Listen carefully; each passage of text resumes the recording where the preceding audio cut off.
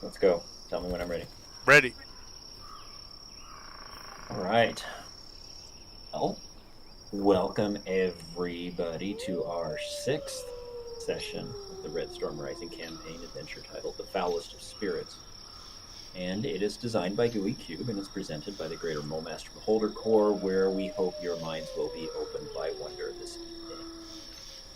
And as always, 100% of the time, playing tonight are Zane and Mark, Lee, and the mighty Trey. Hey! Or Gror the Invincible. Shall we show it? We'll show it again. The infamous Gror. There you go. The mighty Trey. And Chris. What's up? Or Gragnick. We'll go with Gragnick.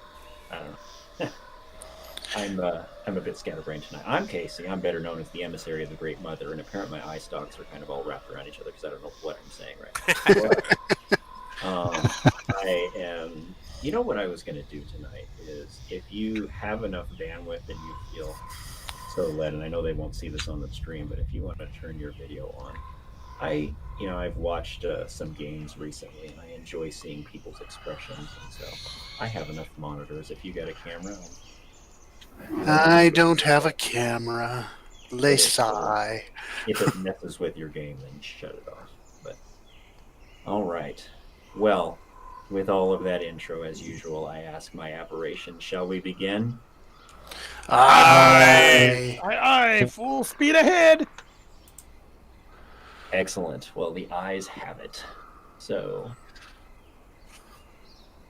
tonight, Payback, like a revenge, is a dish best served cold. Well, or better yet, at the point of a sharp metal object. Yet now I guess we need to find our stuff and solve a mystery.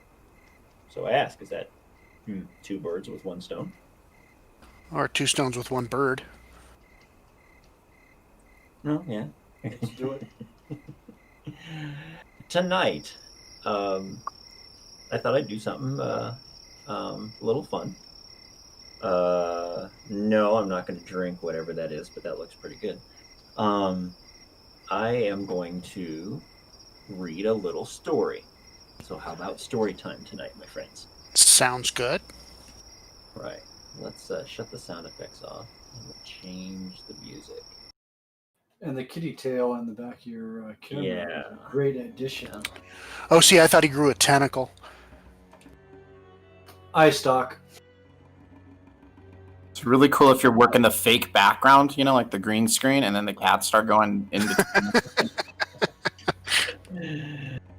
All right, this story is known as The Shadowed Flame. It starts, what horrors lie in the depths of our dreams? The room was dim and silent, lit only by flickering flames from thick, waxy candles and the glow of incense burning in the small copper larvae. She parted the silky veils and walked with bare feet across the cold wood floor, slowly approaching the table upon which the Sinantara was placed. To the ignorant, it was but a crystal ball, which is a magical device enchanted with the ability to see other places.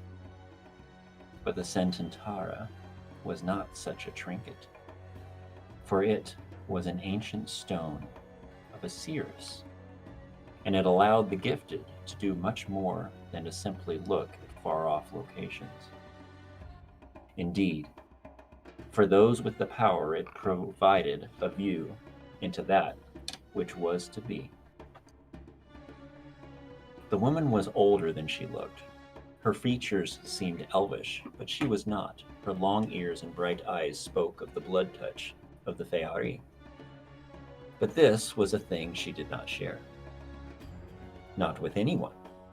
The woman approached Sinantara with deep apprehension, and her heart beat strong in her chest, and a light sheen of sweat glistened on her smooth skin. She had avoided this for some days now, even though the call from the magical seeing stone had been strong. For in her soul she knew that dread awaited her. There was a pallor upon her sight, a darkness in her dreams. It had been so for the better part of a week. At first, she had ignored it, hoping that it was but a vision shade that would pass her by. But it did not. Now her fears had been awakened, and though she knew she must look into the stone, she despaired at what it would reveal to her. And as she reached the table upon which the Centaur was placed, she almost turned back, and her trepidation was growing with each moment. But she mustered her courage as she was certain that her kin were in mortal danger. And she hoped that, perhaps, she could divine a way to save them from this horrible fate. And then, slowly, she stretched out her hand and touched the stone. Immediately, light flared in its center as her power tapped the everflow imbued within the Centaur. The trance state of the seeress came upon her, and she was brought into the Foulest, the place of the site. But something was amiss. As she passed the shade veil, she felt a presence in the Foulest. At the fringe of her senses, she could just perceive it. An entity, alien, dark, and evil. And she felt it reach out, grasping at her thoughts, testing her will. Whatever the thing was, its shade being projected a powerful mind flow more intense than she had ever experienced before, and the creature probed her psyche, trying to penetrate into the depths of her thoughts using a grotesque touch that twisted her thinking and shadowed her vision. As she felt its force, she realized that the thing was not just seeking to learn about her.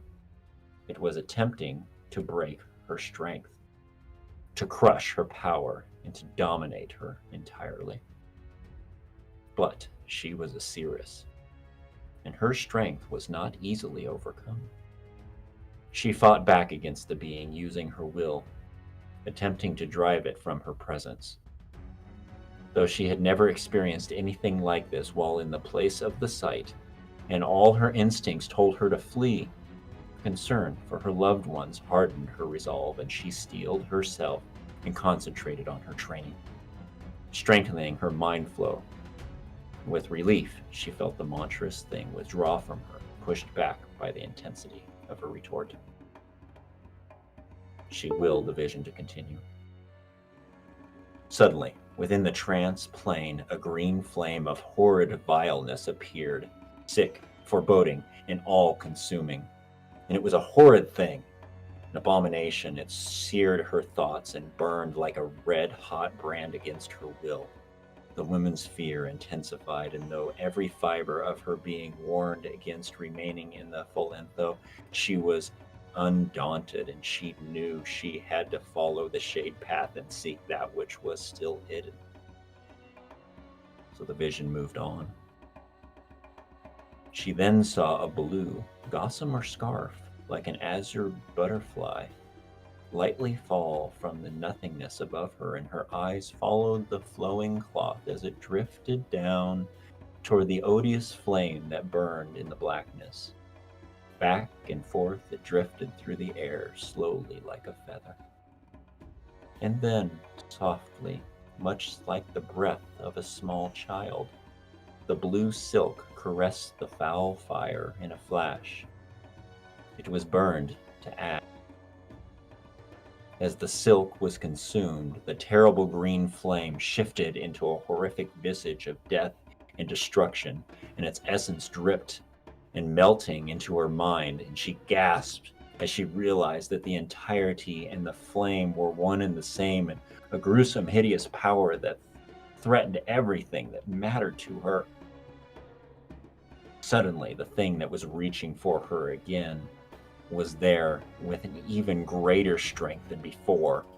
and it came to her from the edges of the flow, attacking the deepest reaches of her mind. Her terror nearly broke her focus as she finally understood. The thing hungered for her. It lusted for her with a dark and twisted desire that tore at her being and ripped at her will. She had never felt such an intensity of thought, nor had she ever felt such fear. Yet even in her terror, she saw its mind. It was not alive. Neither was it dead. It reeked of the non-death. And though she did not know its true name, she felt the power within it, intense and malevolent. This was an ancient being, long lost from time and thought.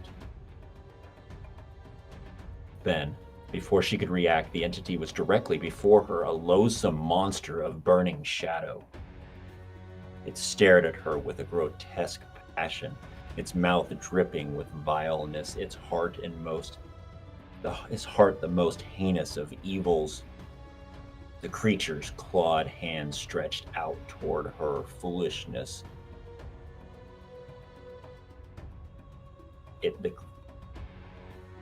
The creature's clawed hand stretched out toward her, foulness encrusting its decayed and twisting fingers.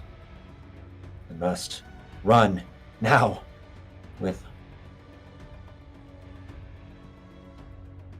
With all her strength, she willed her mind from the trance state and pulled her fingers from the stone, breaking her concentration with the everflow and stopping the vision. Her chest heaved as tears fell from her eyes, and horror groped her heart as dizziness and nausea nearly caused her to vomit.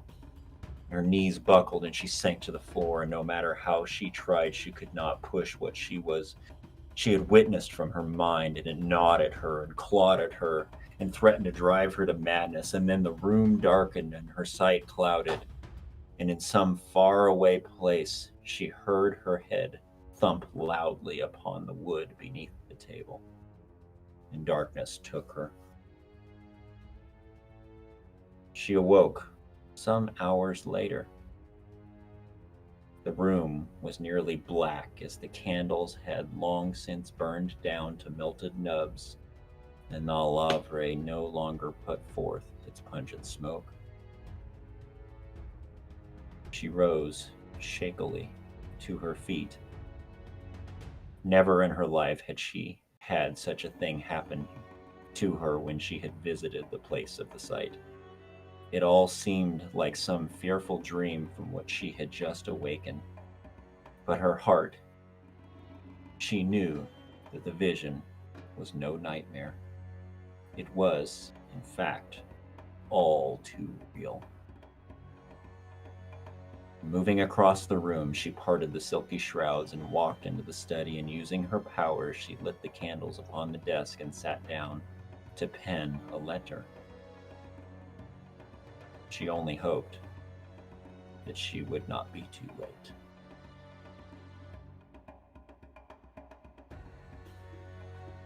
That, my friends, is the Shadowed Flame.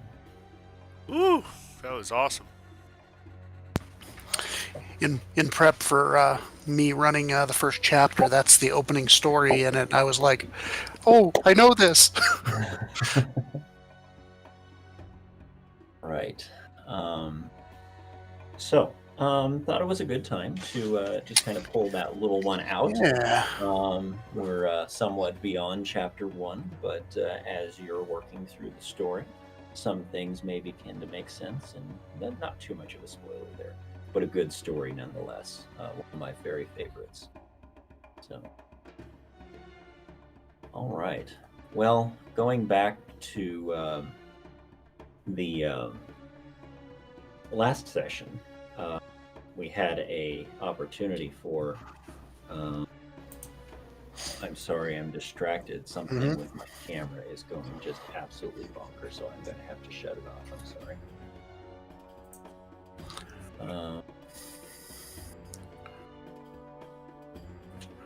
my camera all of a sudden has decided to randomly just start taking stills, and every time it takes a still, it bleeps.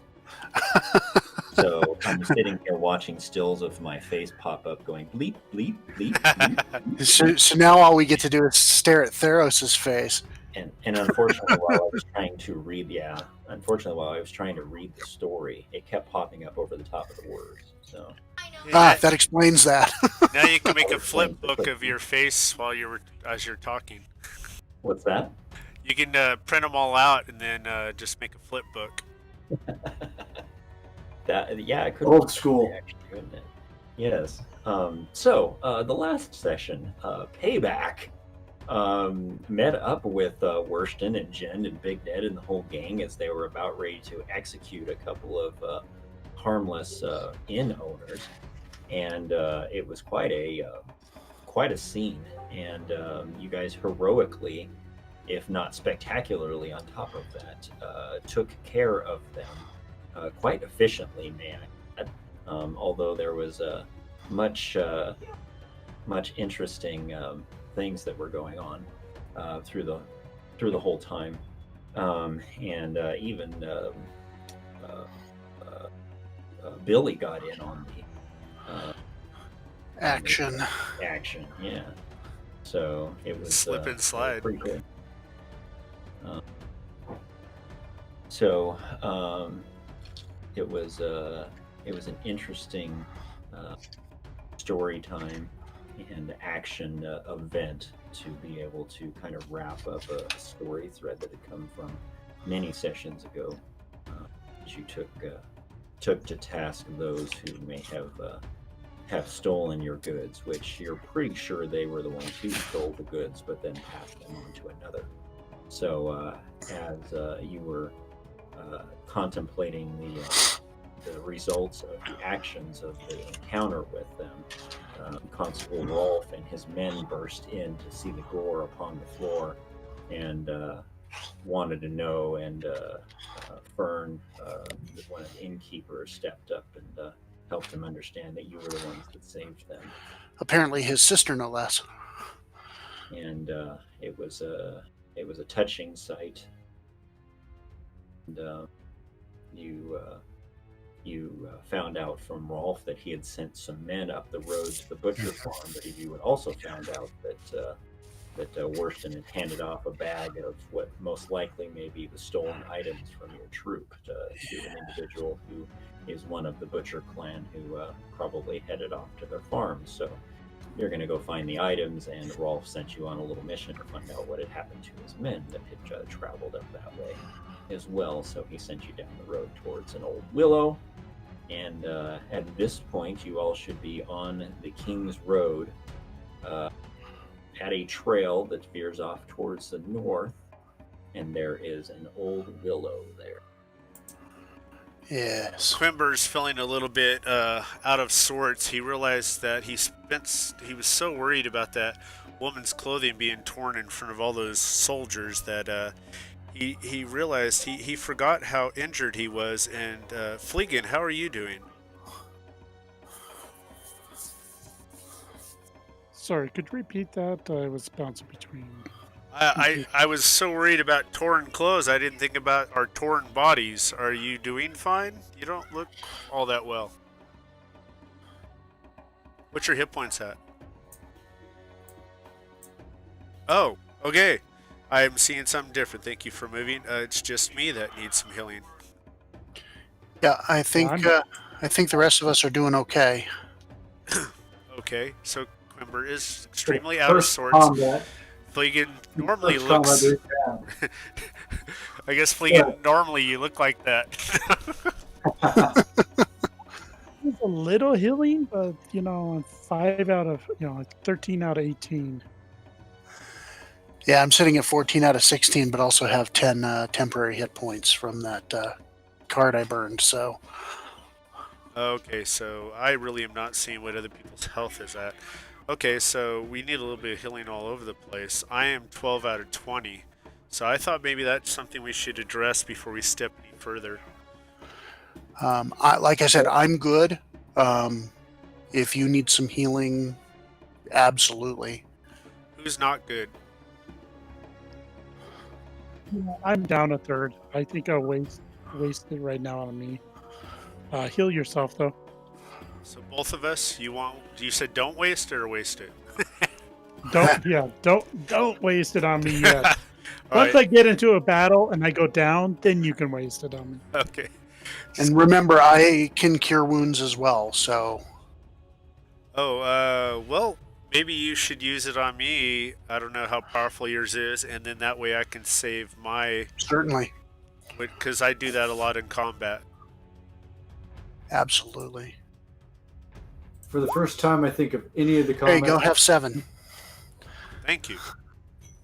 I think for the first combat ever that Theros has been in, not a scratch. So I'm good. I'm proud of you, Theros. Of course, you did chop the guy's head off before he could do anything. My pleasure. Valid. Fleegan goes over and scratches Theros. Now you've been scratched in combat. Feisty. I don't think he's impressed, so. Fleegan fling. Okay, you guys all good for healing? Yes, sir. Yeah, I think we're good. Were we going to get a roll for Gooey Rule? Yeah, I was getting ready to do that next. I find it rather strange that Kenna is the person that healed my wounds. When in last combat, I smashed her foot. Yep. Well, that's just what makes it fun, right? So everybody, give me a d20. Aw. I think it's strange that Kenna healed you when Gore is pathetic. Gore should be the one healing you. Your sound's bad again. I thought that was just my wish coming true because I can't hear Mark at all, almost. All right. We had some people really close, but not quite. So no luck today, my friends. I'm sorry, but you guys are pretty well equipped with most of your Yeah.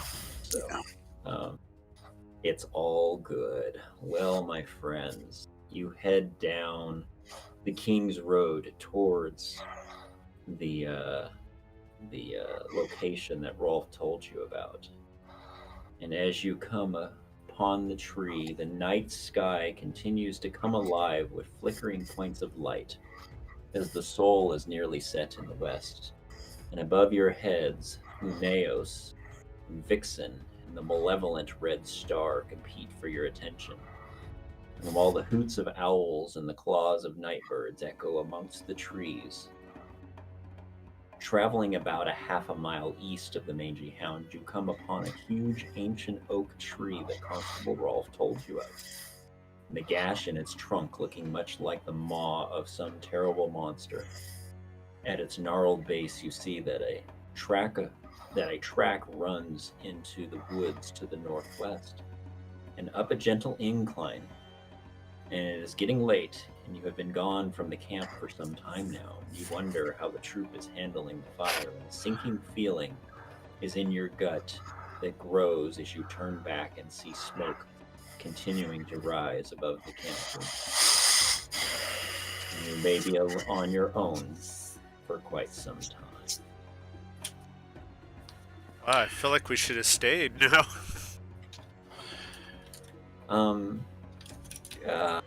They're capable of handling the fire. We need to get back what was stolen.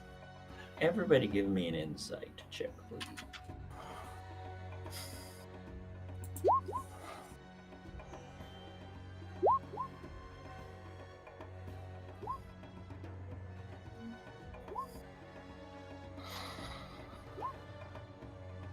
Well, Fleegan and Groar are not inciting anything. Except for maybe riots. I use advantage. Kimber, Yes. you think back to a time just the night before. Something makes your mind go back to that point.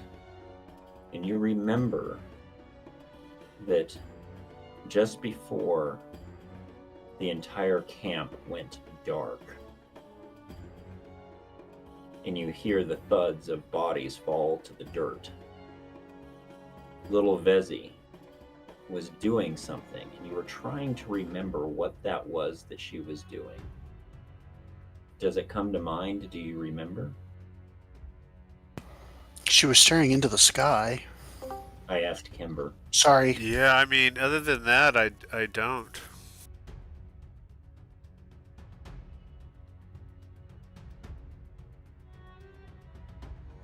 Do you remember what she said? No, I don't. Okay.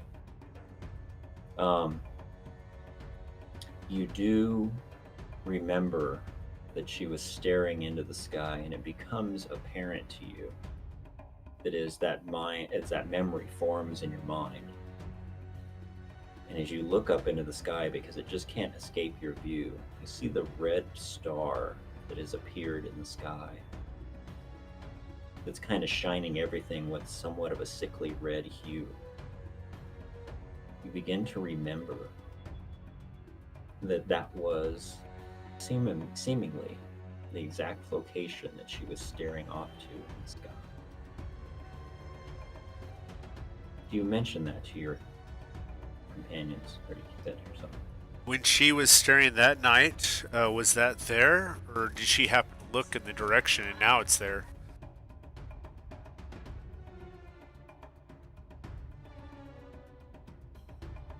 I can't really answer that because you're not her. Yeah, good answer. I just kind of stare at it and, passively expect one of my companions to look to see what I'm staring at. And then if they don't, then of course I'll start doing the over here kind of thing. Okay, so you guys, as you're heading down the road and you see the old willow there in the trail, you notice Kimber kind of stops as the rest of you kind of head off towards the trail a bit, and he's about 10 paces behind. And you all kind of stop and realize and see him just kind of standing there staring at the sky. What do you do? What is it, Quimber? You remember the other night when everything went strange? You mean last night? Yeah. Yeah. Yeah, it's pretty fresh in the memory. Why? Wasn't it in that direction that Vezi was mesmerized? And I point up into the sky at the red star. I believe you are correct. I think she said it's coming. She said yes. She said something about it's coming. You see Kenna visibly shudder. I don't remind my brothers and sister what we all already know of the coming of the red star and how things are supposed to change and go bad. I just kind of feel they've all heard the same things I have and just kind of keep staring at it. Let's go. Let's get our stuff and get back and put out the fires. Yes, and then we'll worry about whatever that omen is later. There's nothing we can do about the red star now. Okay. All right. Thank you for that. What would you guys like to do now? Well, per our usual, I suppose I will take the lead down the path, just to keep an eye out for unusual tracks or anything. Okay. All right. Each of these squares right now, as you move, it'll be similar to as you moved through the forest the last time. Each of the squares is about 25 feet. But if you come to a situation where there's an encounter, each square will become 5 feet. Okay? All right. All right, go ahead and give me your marching order there, please. Ken, are you sure you want to go first? Yeah, Theros is pretty pissed. He's ready to sprint down the path. yeah, I've I want to make sure that we don't run into any unexpected pitfalls, and I do have dark vision. I think we all do except for Kumba True. and Billy. But he's got goat powers, so Yeah, we're he good. may have goat vision. Okay. As you guys are passing the tree, you hear strange slurping sounds coming from behind the dead, lifeless tree there. That's disturbing.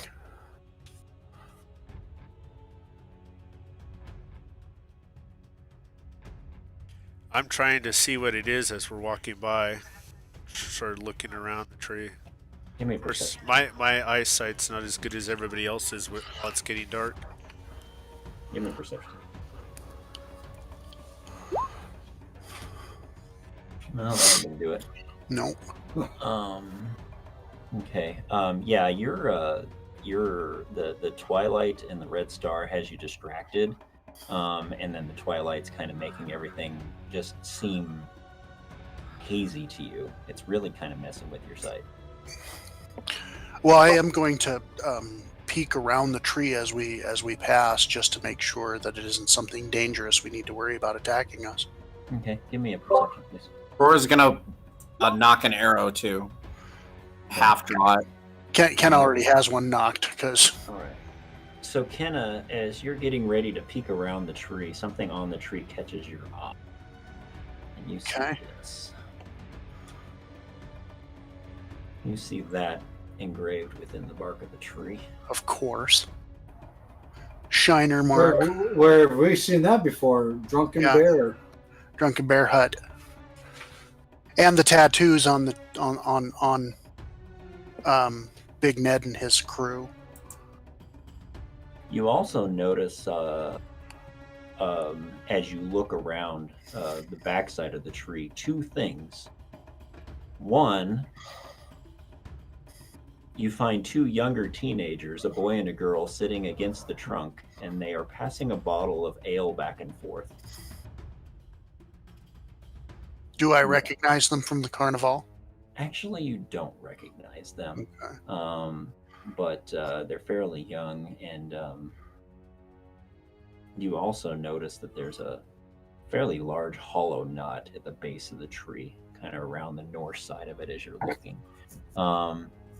When they see you, though, they jump to their feet and begin stammering excuses, backing away from you at the same time. Don't tell Odell I'm playing hooky from the warehouse, the boy mumbles, and I hate that nasty hooch old Aunt Layla's been, but don't tell no one we were drinking the gardener's brew and they'll strip our hides. Something fierce. Yeah, the girl says.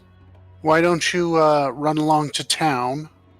And Well, I I will will- say that before you can make much sense of the words, they actually attempt to sprint off into the trees in the opposite direction. okay, You kind of also notice a hickey on the girl's neck as she runs off. They drop the ale. What's that? Did they drop the ale? Yeah, they dropped the bottles that they were swigging from. Now hurry home, the red star's in the sky. You know what that means, I hope. Gror wants to check it for quality, not drink it necessarily right away, but like smell it and see if it's just like the typical Shriner awful stuff. Shiner awful stuff. So Or you, if it's so something you else. yeah, I'll turn my camera on for this. So you do what we learned in chemistry class, where you hold the mug up and you kind of waft it into your nose, right? Yep. Yep. Right, with my strong mustache filtering system. All right. It's got a sourish smell to it, and it actually it's familiar to you. Go ahead and give me a history check, please. Ooh.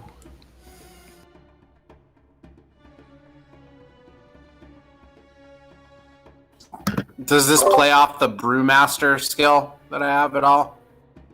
Oh, sure. Go ahead and do that with advantage. Ooh, yeah. Okay. Good Yeah. thing.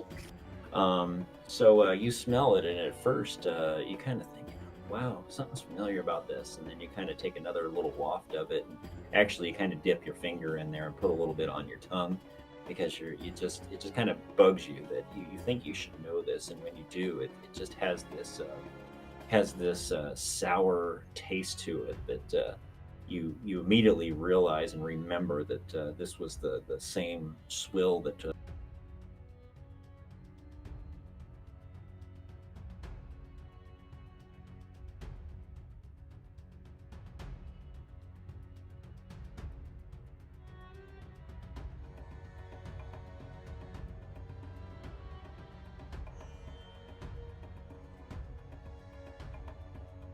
Lila. Lila. Okay. Never mind. Not the name that was signed on the crumpled map. Got it. Just making sure. Okay. All right. So, Gror, you go over and look at the knot and see if there's something in there. And in fact, you do. You find inside a jug of this, the Butcher's Family Moonshine.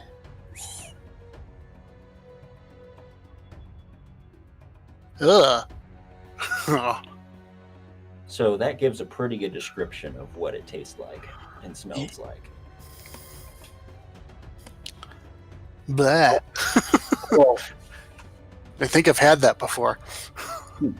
We'll smash that on the ground as well, so no more youth can be tempted and led astray. All right. Well, you smash it on the ground, and the liquid just kind of seeps into the dirt. And you also find in there 3 partially used pouches of a sweet-smelling pipe leaf.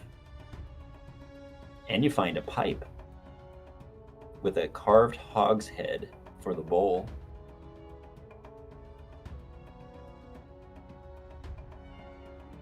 Might be worse.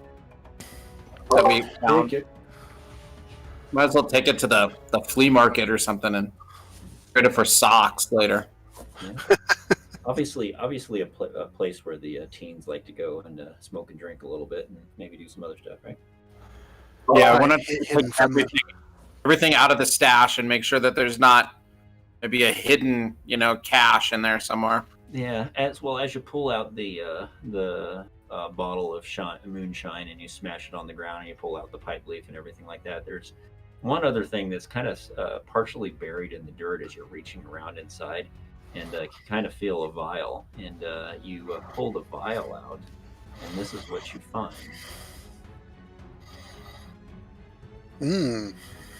Might even dissolve that moonshine.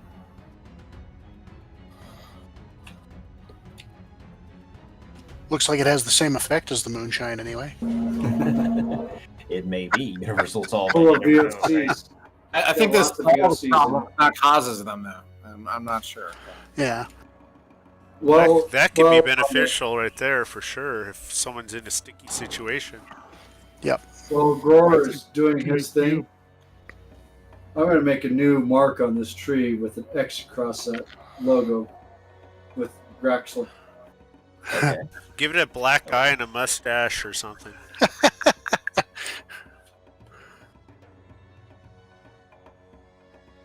Yeah, definitely. Somebody note that they've got the universal solvent and pocket that. Yeah, I'll just put that in the bag with the rest of the tobacco stuff and everything. Cool. Just kidding. Okay. We'll keep this separate. That's a weird item to find in a tree that has moonshine and tobacco.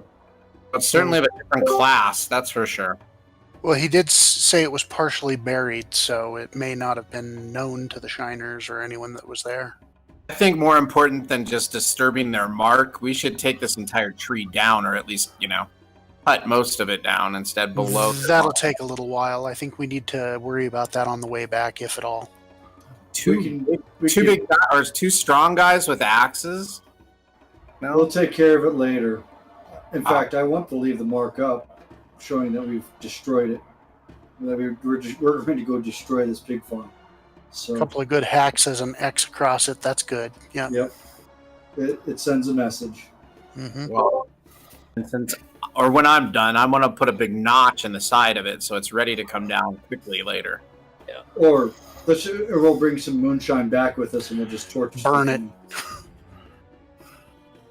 Well, it sounds like the Graxel gets a good whack out of the tree, and the axe of Gore takes another good whack just to expend some frustration. And the kids, as they're running off into the woods, probably hear it and pick up their speed a little bit, wondering if an axe murderer is coming after them. But, they're gone, a bit embarrassed, but probably better that they didn't drink any more of that Swill. that swill that you guys kind of smelled as not really something that anybody would enjoy drinking. Maybe the effects are what they were looking for. So What, all right. blindness? So you guys continue to move on down the trail? Yeah. Yes, with all haste. All right. As you With as much haste as we can, with still keeping an eye out for any kind of traps or pitfalls.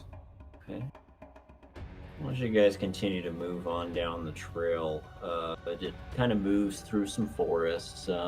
It continues up the hill in a northwesterly direction towards the butcher farm, and the track runs away from the King's Highway and switches back and forth in an almost constant ascent up the incline. And you kind of find yourself getting short of breath as it's a bit steeper than you even realized from a distance. And you're feeling the intensity of the moment and wanting to get to those who took your guys' stuff. The way is unkempt, to say the least. The trees, they grow too close together. There's brambles from dense thickets. The track is muddy in places due to the warmth of the soul reaching certain parts of the trail during the day. And then in the more shadowed areas, slick patches of lingering ice and are there on the wet ground, and hidden are areas, clumps of dead grass underneath. And that just makes the walk even more difficult. And actually, more than once, you kind of slip a little bit and lose your footing, which is really kind of what's causing you to lose your breath, because it's just difficult to get moving. Understood. And the night is closing in.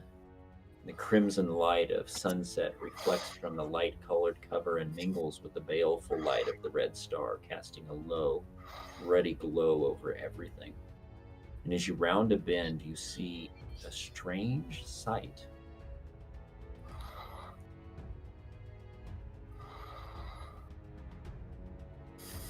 Hanging on a rope at the edge of the track is a scarecrow, its arms spread wide.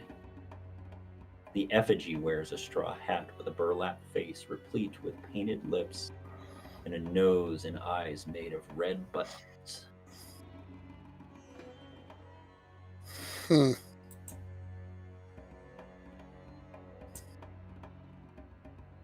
that is right about here. Keep an eye on it as we pass, but going to try to not get too close to it. Okay, so you're still in the lead there, Kenna.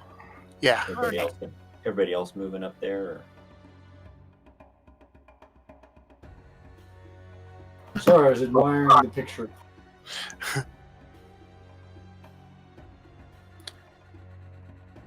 Kember and Gror and Fleegan, you guys heading up that direction?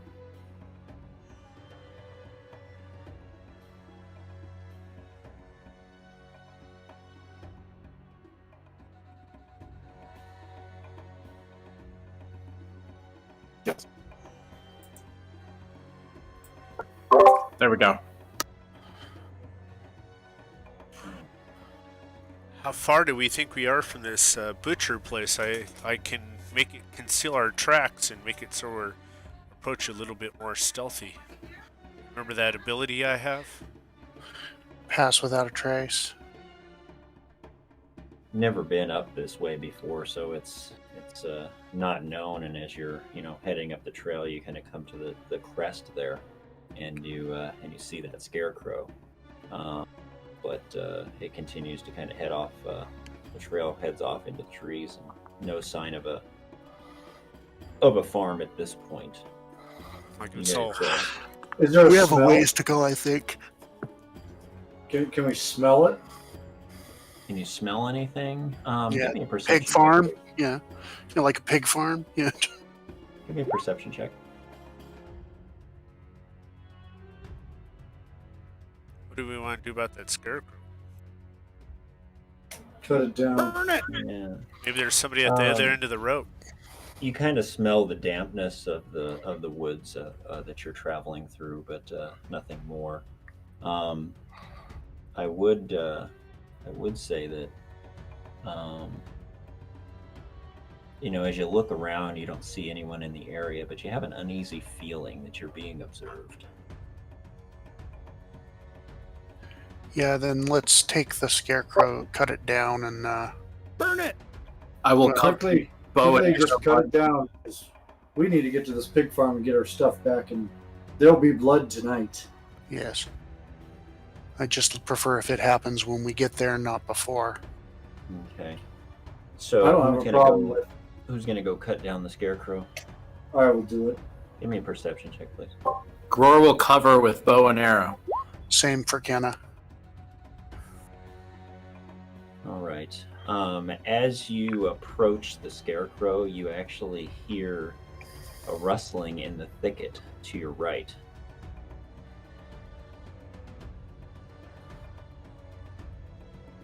Okay. I will run at it, screaming and roaring as loud as I can, swinging my axe. Theros, jeez, calm down. He's pissed. Okay, so Theros, I'm gonna kind of put you right here. Let me open Alright. up a little bit more of the area some. And say here off the trail to the right a little bit.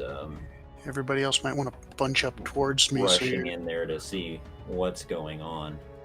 So- Go ahead and place yourselves. So let's just say that the There we scarecrow go. is right here. Place yourselves Do you in have a token for proximity, it? and we'll go down to like a 5-foot well, if he's running forward, I'll square. be here. I think he's going to zoom in though, so we need to get closer. Yep. So I zoomed in myself, but you guys don't see that. But yep, somebody drew a little scarecrow on there. That works. So yeah, at this point, everything's all the squares are 5 feet.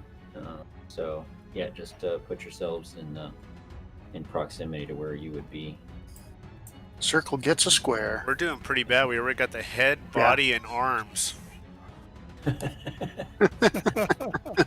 getting anything going on there, huh? I'll put Billy over here between Fleegan and Gror. He seems to like to be around them. It's the smell. All right. So Gror runs off to the right there to see what's in the thicket, and as you do so, you're passing the scarecrow, and suddenly bursting out of the chest of the scarecrow, surprisingly to you, is a huge possum. Dire possum? Does it have 8 legs? Dire possum. Possum. All right. Well, I can honestly say this is the first time I've ever fought one of these. It's just let it play dead. It's the size of a small bear. So the That'd be a scarecrow damn is big actually scarecrow. pretty big.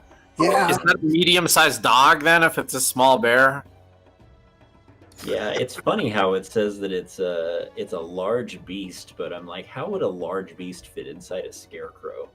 So, what I'm going to do is I'm going to make him about the size of a large dog here. I was gonna say curled up. I guess that's a. Yeah, I think we're gonna change the size of that thing here, and Yeah, it comes bursting out of the chest of the scarecrow with its claws splayed, and it latches itself onto you, Theros, and so it's going to get an attack. Is that like a Burning Man size scarecrow? Apparently. Working man. Man, You mean a wicker man? I feel like Alien just popped out of the chest and attached to Theros. All Poor right, Theros. he's gonna latch onto you with his claws and start trying to tear a bit at you, but is unable to do so. And so he's then going to be a rodent of unusual size and try and bite your shoulder, and is able to. Hmm. Ouch. So you take 7 piercing damage. Just 7. At least it didn't crit. Just 7 because the other was the crit. Okay.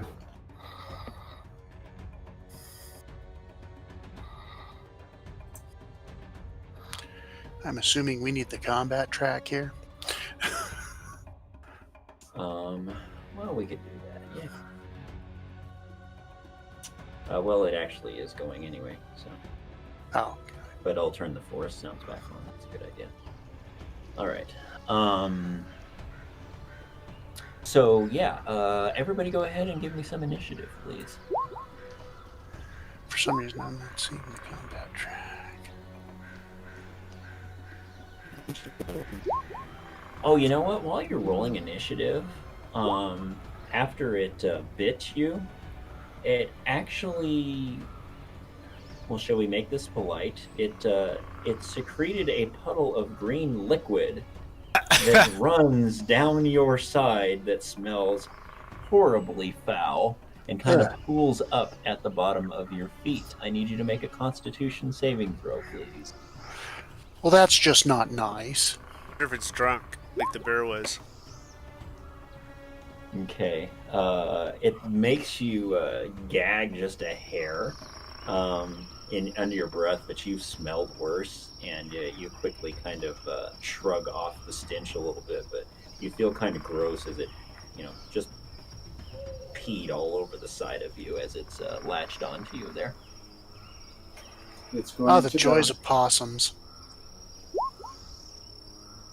Sorry, Alright. opossum. I'd still call the possum. Apparently there's a difference according to my granddad, so. Okay. It looks like I didn't clear out the initiative order, so I have other stuff in there. All the ones at the bottom are everybody, right? So I'm going to delete this one, this one, this one, this one, this one, this one. Pull up Billy here.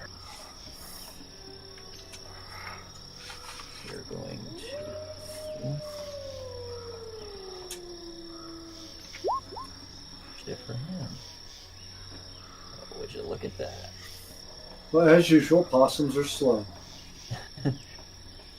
As usual, most of my combatants don't roll high on initiative. But they do roll high when they hit. I'd prefer the opposite direction. So, Fleegan, what do you do? I rolled the 20. Yeah, I'm not first. Oh, that's the old one. Okay, never mind. Theros, what do you do? I'm throwing this thing off me, and then I'm going to smash it with Graxel. Okay, go ahead and give me a either an athletics check or an acrobatics check, your choice.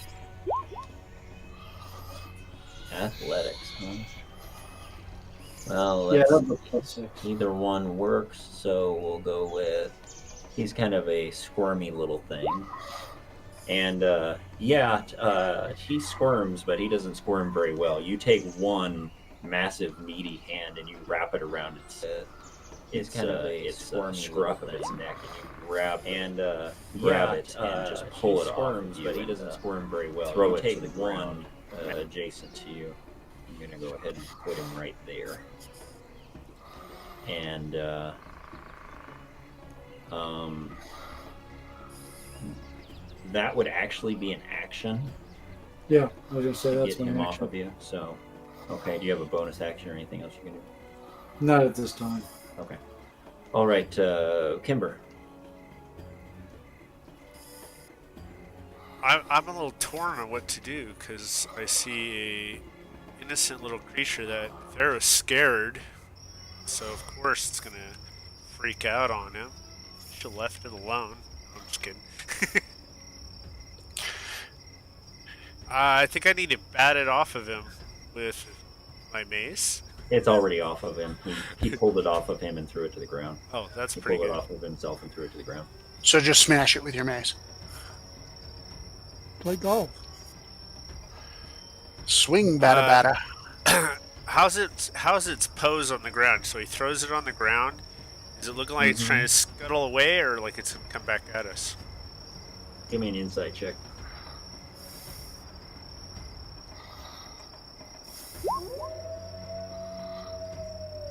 I'll take the second one. It's just 13. It's unclear to you on what its body language is, especially with it not being a full action. If you want that to be a full action, I'd give you the second. Well, I'm gonna try the same thing. Well, a little bit different with the. Let's see. What do we got going on?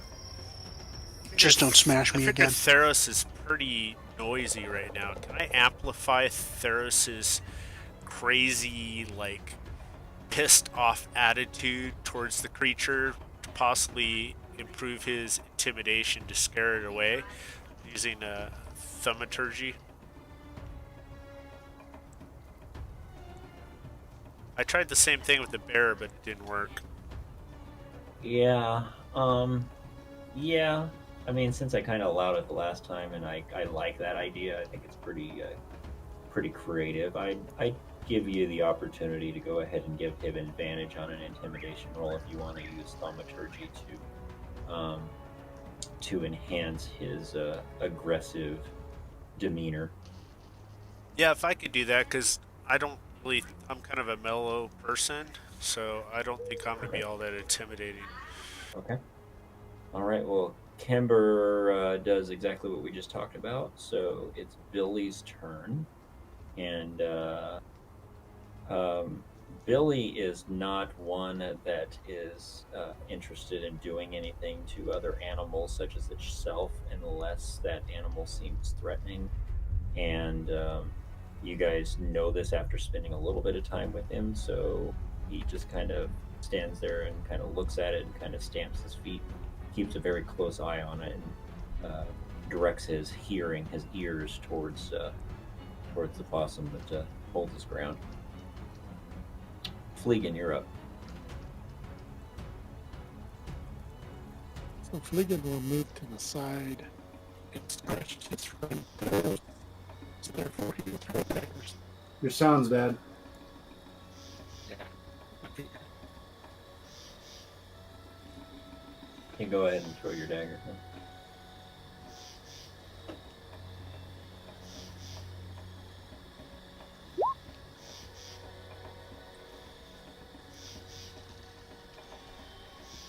All right. That first dagger is going to hit. 7 piercing damage. All right. Sneak attack. There is sneak attack there for another 2 damage. All right. You're going to fling another dagger with the other hand. Yep. That is going to miss. You swing back around and you just can't quite get it to hit the thing. All right, Gror, you're up. Wasn't the rustling that we heard to the bushes not the scarecrow itself? Well, you thought it was coming to the right of it, but it may have actually, as you're realizing now, it You're not sure. You're not sure if it was coming from inside the scarecrow or if it was coming to the bushes to the right of the scarecrow. It's all kind of a jumble at this point. I'm going to be much more concerned with that, like anything else that's going to approach because the possum came out, Okay. or that we're distracted and vulnerable. Yeah, good point. And then as the player, I want to ask what that glowing thing is to the left of Fleegan. That's frost on a tree. Oh, okay. It's a frosty tree. I was worried it might eat Fleegan or something. Sure. And Definitely. I'm going to be to Yeah, watch. if you remember the picture that I showed earlier, there was kind of Yeah. some trees that had frost and snow on them. Okay. All right, so I'm just keeping guard for anything else to approach since everybody's distracted. Okay. With bow and arrow entirely pulled back for some kind of. So basically, just holding your action in case something attacks you. Exactly. Cool. All right, McKenna, you're up. I think it's the first time that I'm last in the initiative order. So I will draw my offhand, the Wakizashi in my offhand, and then as my action, I will cast Firebolt at it and then use my bonus action to swing with the sword. Okay. A 10 is probably not going to hit. A 10 does not hit. Firebolt fizzles as Okay. you try and fire it off. Got it. And so swing with the Wakizashi.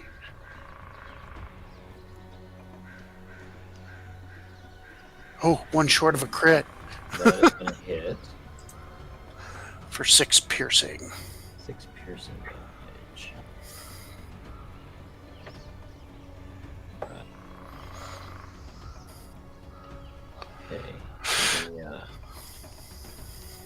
As the possum is nailed with a dagger and stabbed with a sword, its stature, because Kimber was kind of looking towards this and couldn't tell, its stature kind of turns more aggressive at this point, and jumps back at Theros to try and attack him. Glor, do you want to loose an arrow?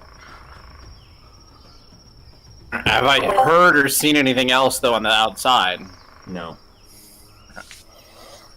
Well, why not? I suppose since nothing else seems to be apparently involved. And I might save Theros because this is a pretty dangerous possum. Yeah. It's also It the may be biggest. rabid. It may It's be also rabid. one of the biggest possum I've ever seen. It's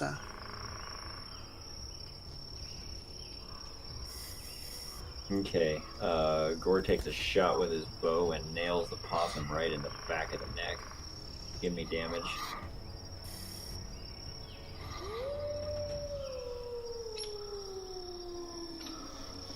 Eight piercing damage. All right. And as you do so, the possum, the arrow hits, like I said, hits it kind of right in the back of the neck, and the force of the impact of the arrow flips it over on its back, and it lands on its back, and it just goes rigidly still.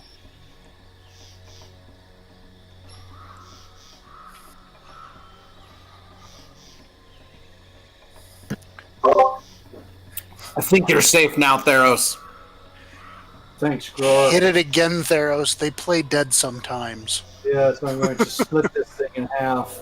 And then we're going to cut down that scarecrow and bury the damn thing in it. Okay.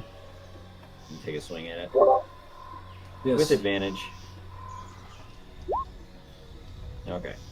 Go ahead and roll damage, please. Graxel comes down. Oh, wow. Damage. Holy Okay, so you bring Graxel down hard on it, and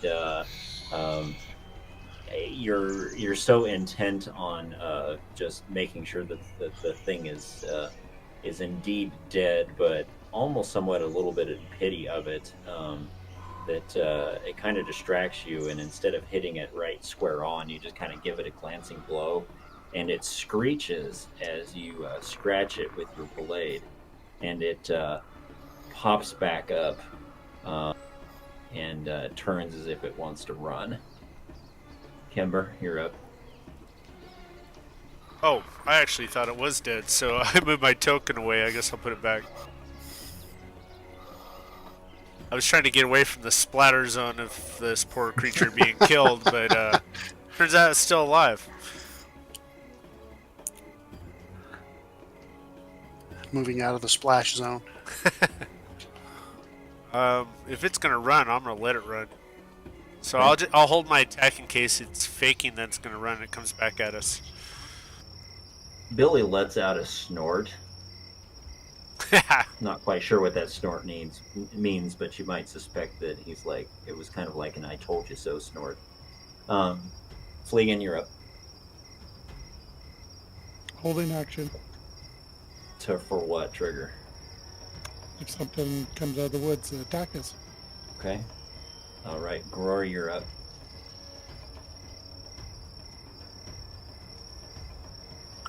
So what is the current status of the possum? I'm a little... The possum is alive. It was playing dead, and the status is that it's hurt, but it's not dead, and it turns to run away. But it's not its turn, so it can't run right now.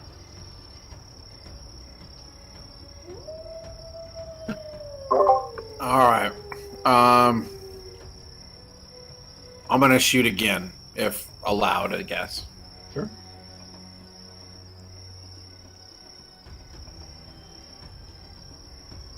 Shoot it. Shoot. Okay, you hit it. Go ahead and roll damage. That'll hit. 3 almost crits. Yeah, twice in a row. One I'm big missing arrow. its eye and hitting its eyebrow for some reason. Yeah, one big arrow is sticking right out of the haunch of its leg, and it probably messed something up because it's kind of dragging that leg as it's trying to get away with an arrow sticking out of the side of it. So, Kenna, you're up. I'll pull my other sword and just swing away. Put it out of its misery. Yep, Yeah. that's a crit. How do you put it out of its misery? I disarmed you, of his head. you cut off one of his arms, one of his legs. That's how you disarm it. Yeah, That's no, that's how you put it out of its misery. You disarm it. Yep, I disarm it permanently. There we go. All right. You had your And, chance to say that the blood shot back and covered Quimper. Well, I was actually getting there, Kimber. I was Oh, going to say, I need you to roll a dexterity saving throw, please, Kimber. I was gonna say I just deserve that, right? I'm just trying to like get out of the way of this thing being killed. Lop its head off just for the arterial spray to coat. I just hadn't quite gotten there yet, so... Okay, Kimber, you see Kenna pull back her sword, and as you do, you realize that this is probably not a good position to be in. And so you start to, it's this slow motion of as the sword comes down and it just lops the leg of this possum right off, and the blood squirt from the major blood passage, squirts out just right at the feet of where you were just at, and misses as you back up just enough. Yes. All right, so that's gone. And you guys have killed a possum. A very big possum. I feel like I lived that incident twice, like right now, twice.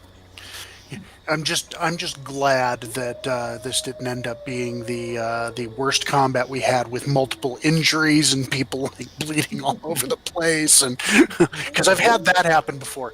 Big combat, everybody survives, no problem, barely any damage. One little tiny creature takes the party down. Most importantly, though, are Glor's arrows recoverable? They're always in 5e. They're always considered recoverable unless you're firing into a situation where you crit fail, or you are firing in a dungeon where it's going to hit a solid wall Or into lava. Depends. Yeah. Yeah. There's options where it would be. Yes, they're considered recoverable. So yes, you can pull them back. Well, this was a setup. Is anybody around just watching us? Give me a investigation check, please. Can I help him with that? Sure, you can get an investigation check with advantage, Kimber. All right.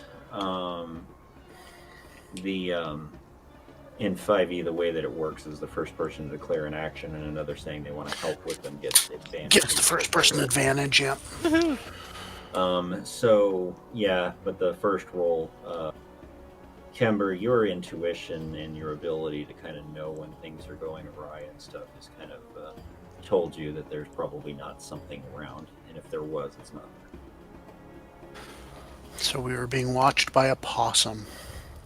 Well, I noticed Fleegan when Gror were already covering us, and Billy too. But still, something just seemed wrong here. Something was faking. Okay. Grora Well, let's- covers the arrows. Is there anything unnatural seeming about the possum? Does it smell of beer like the way the bear did? Is there That's a good question. I any really other like that strange mutations about it? That's a good question, but let's see here. Hang on a second.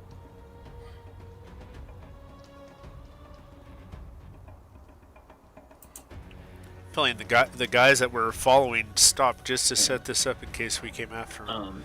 In Zyathe, these dire possums are affected by the corruption of the Zyanthus at the low of the ruin. So, though you've never seen one this big, you've never encountered one before, it's not a surprise to you that it would be this way because you've encountered other beasts of the forest that are modified or Blood-touched changed beasts. in some way. Yeah, essentially. Tainted. The beast is blood-touched. And so that would be the only thing indicated to you that it would be why it was. It doesn't look like it's been drunk or been drinking or anything. Chop down the scarecrow and move on. Yeah. Well, looking at the crumpled map, if it's has any kind of scale related to where we're at, well, I think we're about halfway to the farm. Sounds good. Okay, Or so a third of the way. you guys are heading on down the road a little ways there. Yep. After chopping down the scarecrow and sprinting on. All right. Yep. Let's go over here then. All right. So you guys head. Oh, why didn't that reveal anything? There we go. It actually hid more. I think I picked the wrong one. Reveal areas. Maybe I picked the wrong thing. Okay. There you go. So you guys can head on over to here. And at that point, this is what you see. This is Pig as you're Rock. headed down the trail. That's a very Path. piggy big rock. The path continues up the hill, heading roughly to the northwest. About you, the dormant vegetation and leafless trees mix with the silver pines to close in on the track, and dead sticks claw at your clothing like long, twisted fingers. And you duck beneath more than one needle-covered pine branch as you ascend. At this point, the trail is barely wide enough to accommodate a small wagon. And then, at a dog-leg turn, the track widens some, and before you can see a strange sight. Dominating the edge of the trail is a rather large rock formation about 12 feet tall. The stone features look much like a giant pig sitting on its haunches, squealing at Luneos and Vixen as they shine down from above. And set about the base of the rock are a number of moonshine jugs. Most of these are standing, though some are on their sides and broken. And as you regard the oddly shaped edifice, the cold breeze cuts through the trees, stinging your face, and in the distance you hear the mournful howling of an owl, or the mournful hooting, of an owl as she welcomes the coming of the night. I was going to say, what is it, an owl bear? Jeez. I know.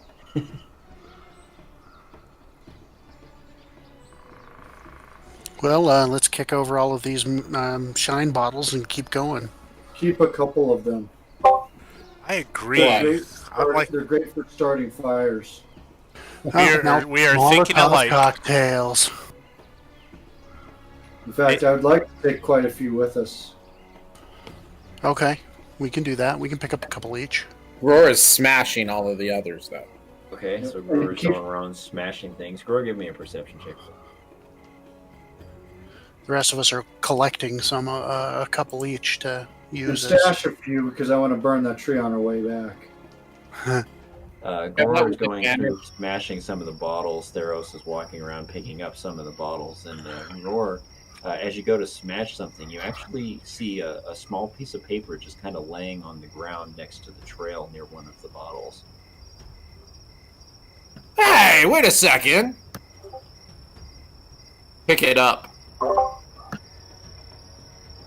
On the front of the small piece of paper that looks like it's folded up into quarters, there's some writing on it, and the writing reads, "To anyone that finds this note, please deliver to Constable Rolf in Nevermore." The note, or That's writing on the. So it's a piece of paper that's folded up into quarters, and on the outside of it, I if see. you pick Okay. it up, there's a note that says, "To anyone that finds this note, please deliver it to Constable Rolf in Nevermore." Got it. We'll definitely do that. I thought that's what the note said. I'm like, that's weird. What does the inside say? It would be hilarious. What does the inside say? I'm glad that you asked that question. We will Rock you. show it to you.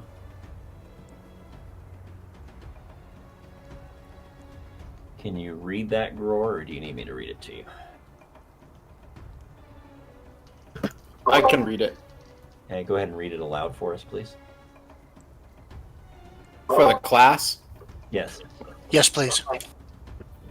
It's because I didn't bring gum for everybody. You can keep it yourself. You're the one who found it, so as in good breaking the fourth wall style, the one who finds it reads it, and then all of a sudden we hear it in your voice. It's kind of like the one who smelt it, dealt it thing. Hey, everybody, listen. This note says this on the inside here. Uncle Rolf, that would be the constable.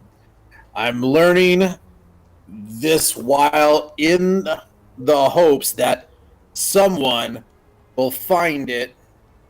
I'm sorry, it says I'm leaving this while in the hopes that someone will find it. Should I not return? I have a very uncomfortable feeling about this assignment. Forgive me for this, but I cannot shake the feeling that I may not be up to the task. I fear these butchers may be more of a threat than even you suspect. I think we are being watched. And I don't know if, I'm positive that says no if, trust me, I can rely on Bateman if things go bad. If you receive this note, and we've been gone more than 2 days, please bring a score of men or 2 dwarves up to the forum? Farm. Because the farm. Yeah, you're right. Thank you. Disembodied voice from the heavens. Please bring a score of men or 2 dwarves up to the farm because you'll probably need them. Sergeant Jonas. Dun, dun, dun. Okay, well, we know that he didn't return, so keep the note, but let's be prepared for facing whatever we need to here. Well, how do we know he didn't return? Like, do we know how old this note is, or Rolf do we know? said that he sent men that didn't return. But did he give us a time? Like a week, or a month, anything? I believe he said a few days ago, but I must not have paid attention during that. I apologize. Well, things were somewhat hectic. hectic and a bit strained at that point. I tend to daydream about those dwarves we met and those cool like beasts that pulled the awesome wagons too. Yeah, they were pretty cool, weren't they? Right. And as you're reading that note, and you put it down and you're all looking around at each other, do you guys have any discussion there? Well, let's see what we can do to burn this farm out and get our things back and bring this note to Rolf. Finish smashing the rest of the jugs that are not that we're not taking with us to use as fire. I think Theros just wants to use it to bathe and get the possum stuff off of him, really. I think the possum stuff smells better than this. Judges? How does it compare? Yeah, I think It's shiner. Theros had to go wash. I think Theros had to go wash it off. Actually. Yep. Any other discussion?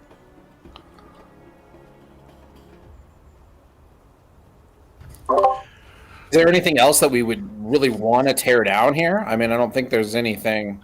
Well, don't think we can do anything about the rock. I mean, I could. I'm pretty positive I can instruct you on how to take it down, but we'll need 2 pulleys And several days, yes. about 8 hours. Yeah. All right. Well, as you guys are, finishing up reading the note, and you've done the cleanup that you've talked about, and decided that, well, as much as you'd like to, leave your mark on the area, it may be best, as you keep talking about, to move on. And you turn to continue to head on up the road, and you hear footsteps approaching. Before we go, I'll piss on the rock. Okay. I'll leave my mark. Take the Everyone hide. possum and squeeze it, right? Yeah. So Theros goes over, and you guys just kind of put your head in your hands, and as you hear him untying his trousers, and you hear the trickle of a stream start to splash off the side of the rock. And Roar's like, wait, We're used to that. don't do it without me. And he comes to go pee on it too. yeah. Okay. Well, Gror goes over to join him as well, and as you're doing that, you all hear footsteps approaching. And I'm not Everyone hide. attacked either. Theros and Gror kind of clench up as this happens, and you tense and get ready for more trouble. But as you I'm look hiding. around, what, you're hiding? Yep. Okay. I told everyone to hide, and I'm going to do what I told them. Okay. Give me a stealth check. Do as I say, and as I do. Okay. That's a really good roll for me. That's a really good roll. All right. Anybody else hiding? Anybody who's hiding, give me a stealth check. Can the people that were peeing hide? How about we do this? Give me a group stealth check. Everybody make a stealth check. Let's see what the average is.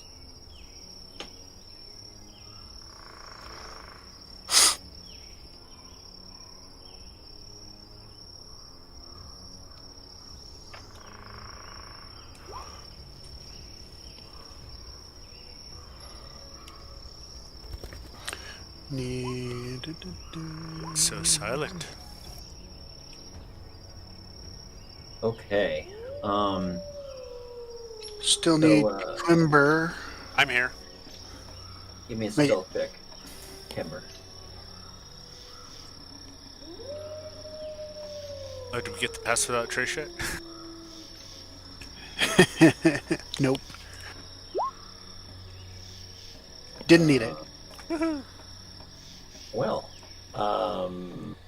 so this is how this goes down. So Kimber says hide very quietly. Everybody recognizes that. In fact, Kenna probably doesn't even say it. She just kind of motions. Yep. And quickly kind of melts off into the brush a little bit. Kimber pretty much just kind of melts into the rock in a sense, because he's just good at that. Theros finds a place to lay down that's kind of hidden around some of the crates. Fleegan slips over behind where Theros is and gets very still. I was going to say he hides behind a bottle of shine. Roar kind of walks around quietly walks around the other side of the statue from the sound of where the footsteps are coming from. Can I take Billy there too? Well, and then Billy kind of stands there and looks around at everybody like, what's going on? As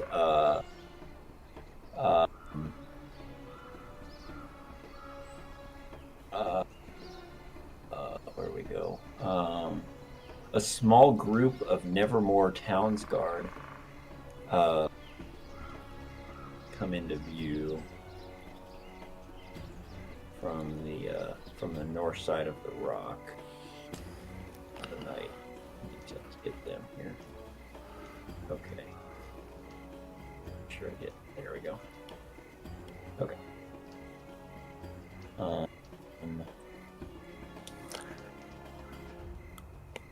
They look rather worse for wear. It seems Constable Rolf's patrol has been up here for several days, perhaps against their will. And they come walking up the road, and they're kind of looking around, and they don't look like they're in very good shape. And as they approach, they spot Billy standing amongst all of these broken shards and bottles and everything like that, kind of looking around, wondering what's going on here. And you hear the front man say, "Oh, what do we have here?" You guys do anything? It's very clear. Are the guardsmen from the town? What's that? It's very clear to us that these are the guardsmen from the town. At least wearing the garb of Yeah, the town. they're wearing the sigil of the town's guard, which is a black cat. I will stay hidden. I will jump up. Gror will step out as well to the goat.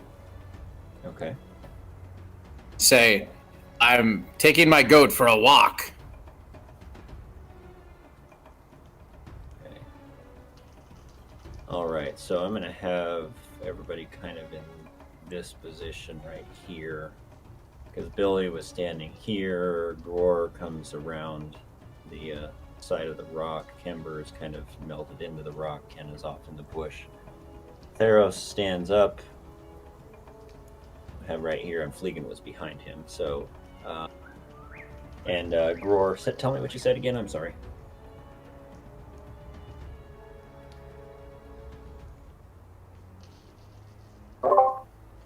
I said, I'm taking my goat for a walk. This seems like a nice path. They see you, and they kind of start a little bit, and then they see Theros stand up, and they go, "Oh, thank Wardain, you're not one of those degenerates up there, those backwoods butchers." Aye, verily, no butchers here. No degenerates. Oh, well, thanks be to Wardain that we found you. Oh, gosh. My name's Sergeant Bateman. And these are You're my the men. guard that was sent here by Rolf. You were sent by Rolf to find us. Oh, that is such a blessing, a smart man. Such a good leader he is. And these are my men here. They got the drop on us, and they dragged us back down here, and we managed to break free while they weren't looking, and we still have a couple of injured guys behind the rocks here. Can you help us get them out over here? I'll walk over and help. Is he the one with the silver helmet?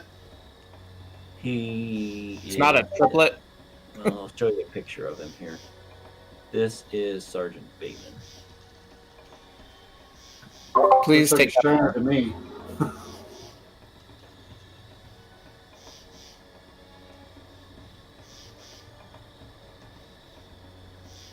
So what do you guys do? He looks like a Shriner to me, but I was gonna kind of move Billy behind him a little bit, like. I can't move him right now for some reason. Hang on. there, I got him. Thank you. And then I wanted to move over one. Okay, you're on your ruler. I'll move you over. I need to be on my pointer. You're right. My bad. Yep. From my vantage point, can I see these guys?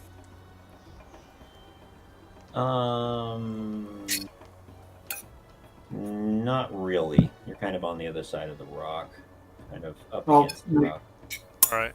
Since we're kind of our own troop, I'll make the motion that we understand for everyone to remain hidden, as if there's a casual movement.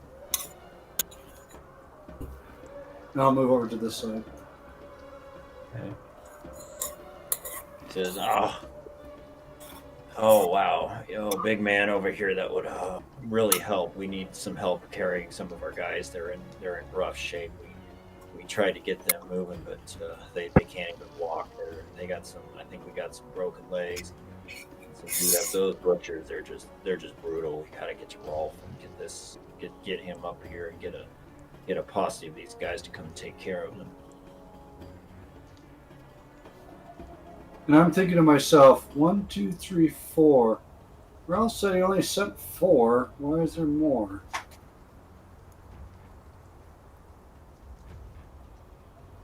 I'll give Grar that kind of knowing look, like, I don't know if I can trust this guy.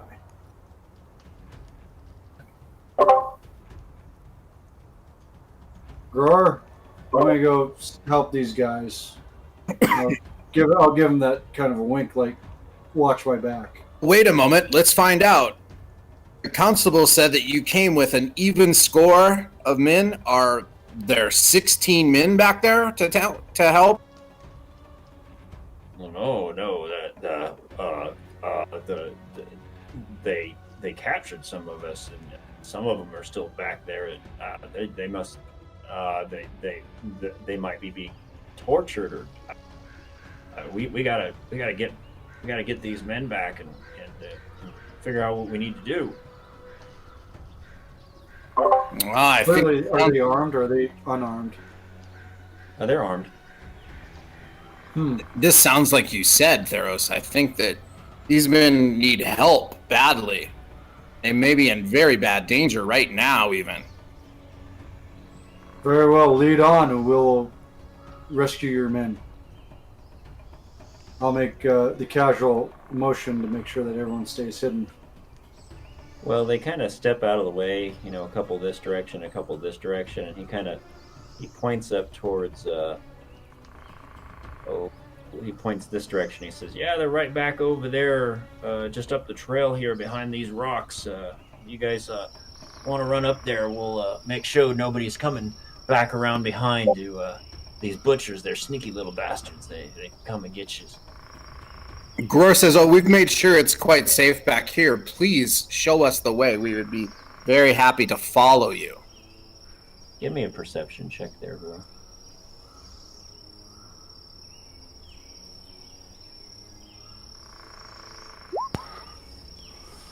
Oof. I'm going to use my characteristic one that I had. The attribute. Attribute one, yeah. So I can at least have the 14. So you had a gooey reward there. Yeah, because at 3 I might die. That might fall right off of the flat Earth and never come back. All right, so that was ability check. Yeah, Gore had an ability check. Okay, so advantage on an ability check. You've used that. So you get a 14. Well, with that 14, something's not adding up, which makes you take just a good long hard look at the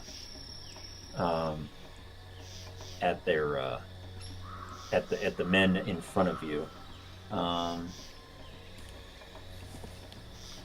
Quick point of question. The Shiner tattoos that we've seen in the past, are they on like a left arm or right arm?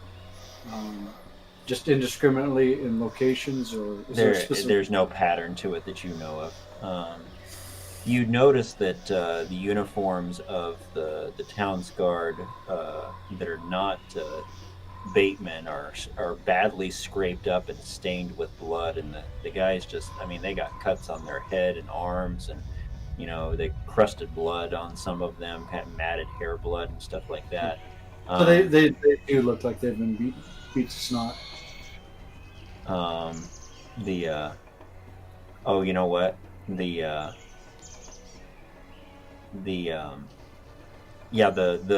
armor. Sorry.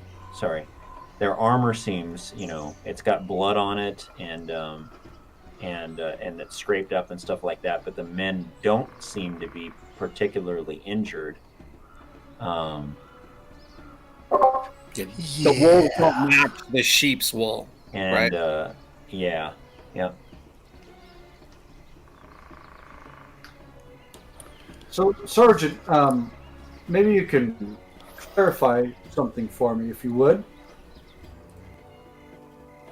How many men do you have back up there that we need to carry? I can't rightly remember. It's been such a harrowing experience that there's a few of them, but we're just trying to get out on our way. As many of us can get away, and trying to drag them up. Give me an insight check there, please, Theros. Kenna is ready to attack at any moment, by the way. Oh, he's absolutely right. Yeah, the words that he's using and stuff that he says, you're like, well, I mean, it doesn't seem like there's any loophole to what he's trying to say, so you believe him. Well, Sergeant, you might be able to help me with something here, because Ralph said he only sent 4 men.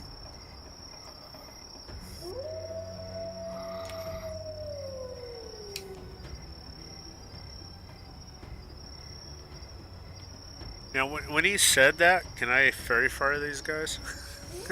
Sure. Oh, okay.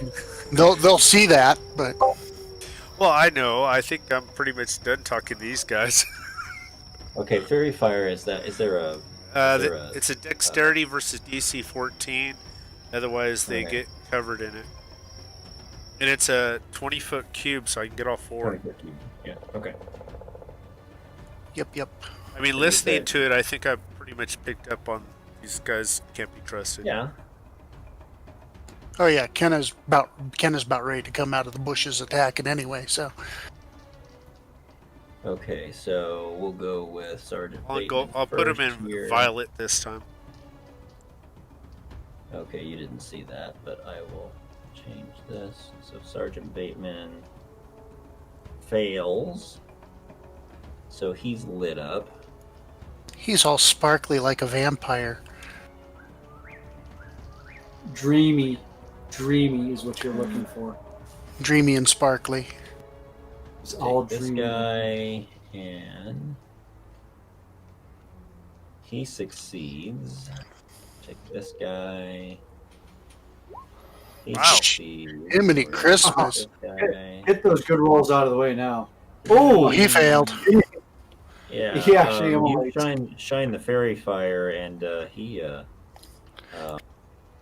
He is the Yes. beacons of Gondor. he's he's dazzled by, Oh, yeah, he actually dazzled by the light.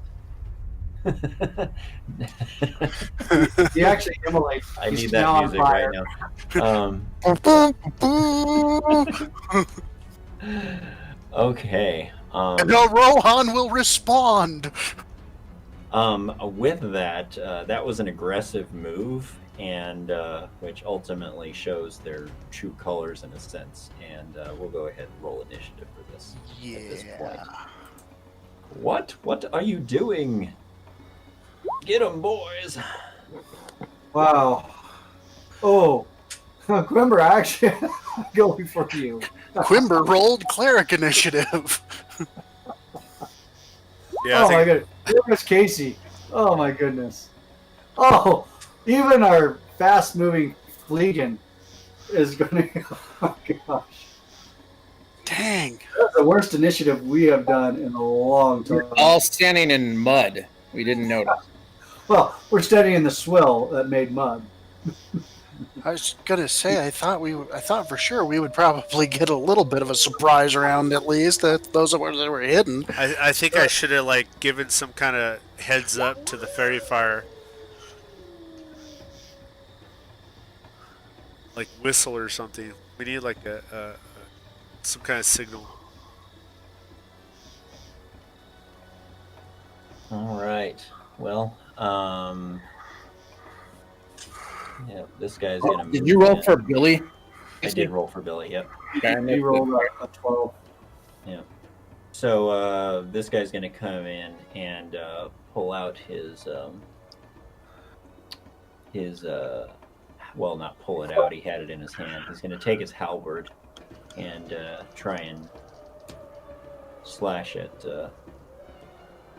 Theros with it. And remind me again, the fairy fire gives you guys advantage on these guys, but doesn't. Correct. We get Yes. advantage on attacking them. That's pretty much the only thing it does, and it can't hide. Well, that and if there was anything invisible within the 20-foot area, it would have to make a save. If it fails, it becomes visible. Ah, good point. All right, these two guys pull their halberds around and try and bang him onto Theros, and Theros just takes Graxel in one hand and parries the one, and his wagon wheel in the other hand and parries the other one down to the ground. This Bateman is watching Gror there, and this other Townsguard is going to come up. So Bateman is going to try and bring his halberd up and down on Gror and miss, and then this guard right here. Yeah, they might as well all be going at the same time. So. Yeah, is actually going to hit Gror. Oh, I was going to say they attack too fast. That's why they're all missing. 8 slashing damage, Gror. Ow. Okay. All right, so Kenna, you're up. All right.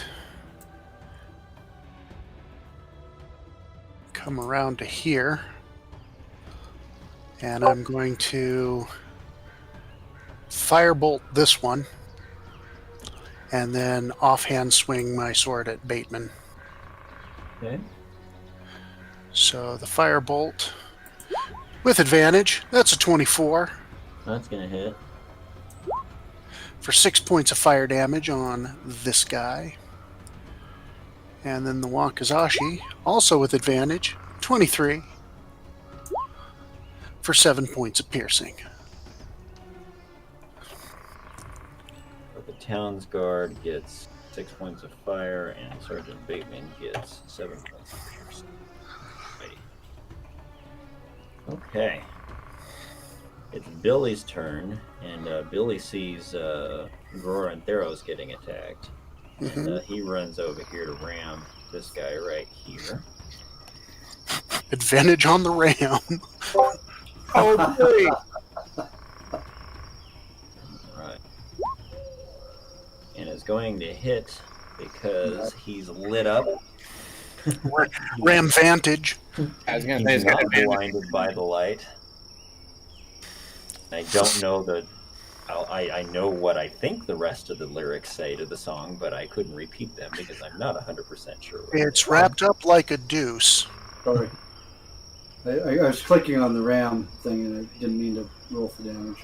Yeah. All right, so 3 bludgeoning damage to that guy as he rams into him and he pushes him back 5 feet. Because special abilities. Nice. All right. Fleegan.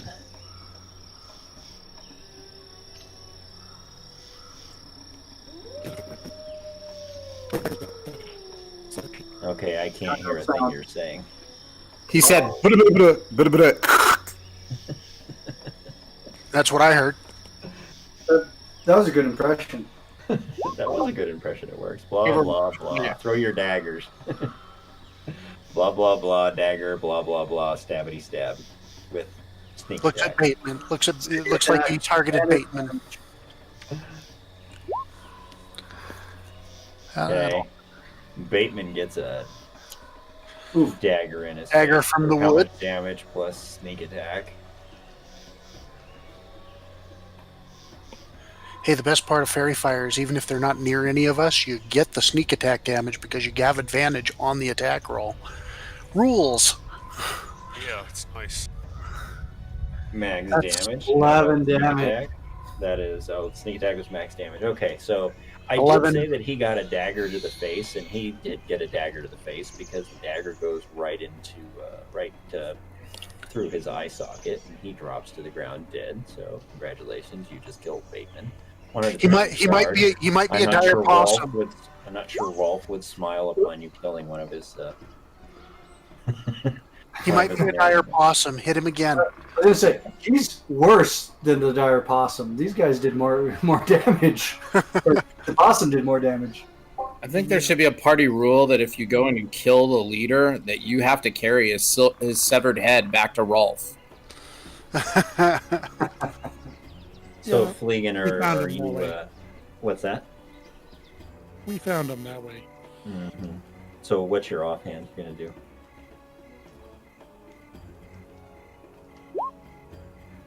That's gonna miss.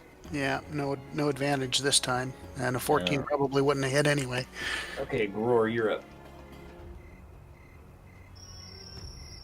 I will hit the remaining attacker of Gror and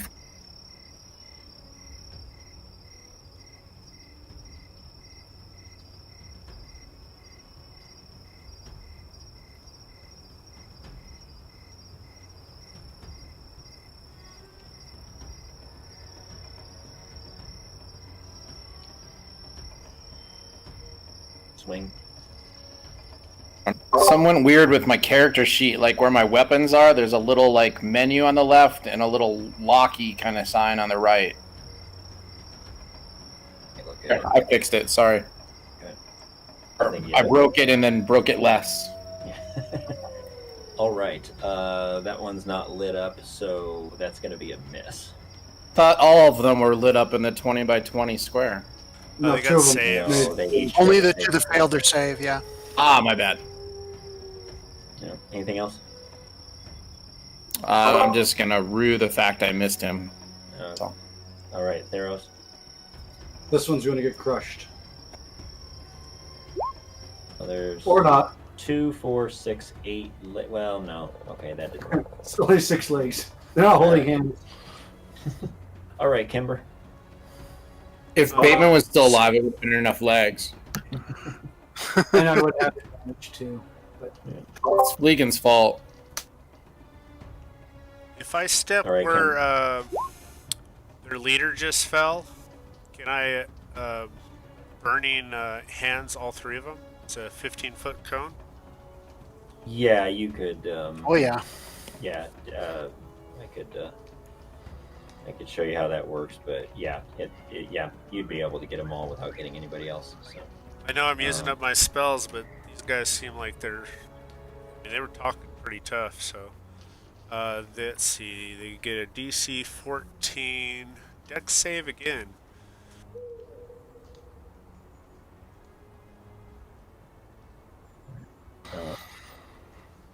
Oops.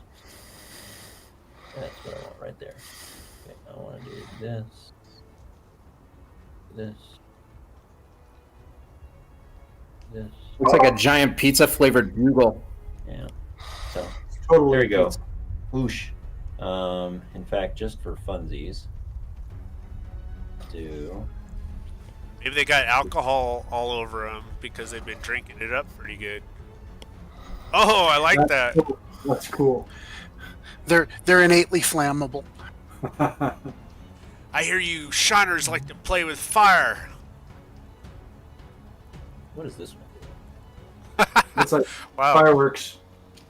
I love those. There we go. Yeah. Okay. I was hoping I could do a cone. I was not. There's a custom effect. I don't know. I'll play with that later. Sorry. That was pretty cool. Let's just say they blew up like that all over the place. That's. Just exploded, yeah. Okay, so dexterity saving throw, huh? I should have coordinated so it with we'll- Roar. We could have thrown the alcohol in there on him. Start with the closest one to you. Oh, Succeed. They still take half damage, so. Yeah. So what's the half damage on that? What's the half damage on that? oops, sorry. Get back to my character. Yep, roll the damage so we know how much it. Gore believes it's 10. So yeah, it'll be 5 half damage, I guess. 5, yeah. Okay. So, bit singed, will we? Yes, yes. Second guy.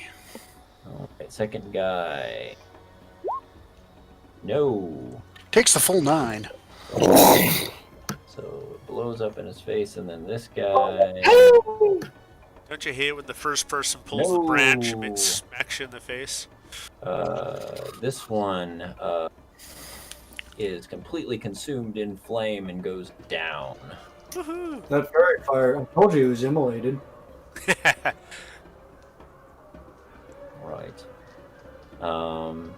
So it's the guards' turn, and they kind of look at each other and look and see that Bateman's gone down and their friend has gone down, and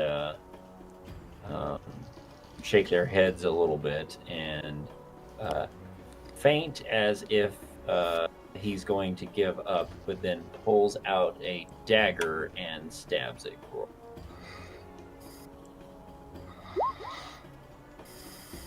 It hits. 5 piercing damage, Gore. Dang it. Doesn't he have to go over my armor class? This one. This one sees what his companion does, and they must have shared actually a secret sign to say, press the advantage, and he just flips his halberd up. You mean press the disadvantage? Love it. Love it. That was supposed to be a Theros, but we see what happened there, so that is going to be a fumble. Oh, Ouch! Oh.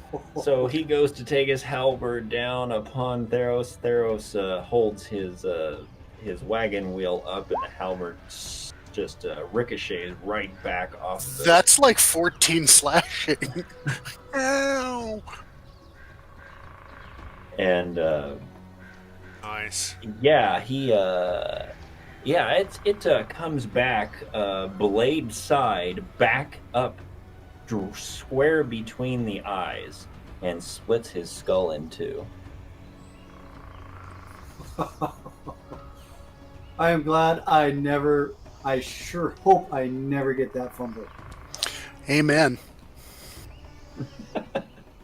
Well, Kenneth, Or you should just go Troll Slayer and take your armor off. Aha! Keep one alive.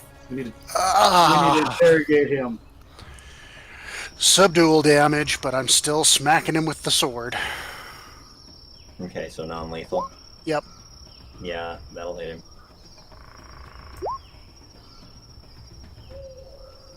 Okay. 6 non-lethal.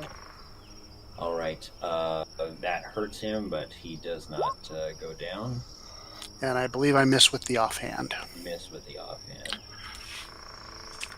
All right. Billy is Hit him, Billy! is not happy at all about what they were doing to Roar. So he's able to get low to the ground, especially with the big Theros nearby, and he can slip,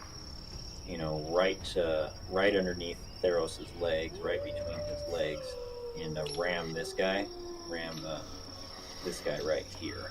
Mm-hmm. So that's what he's gonna do.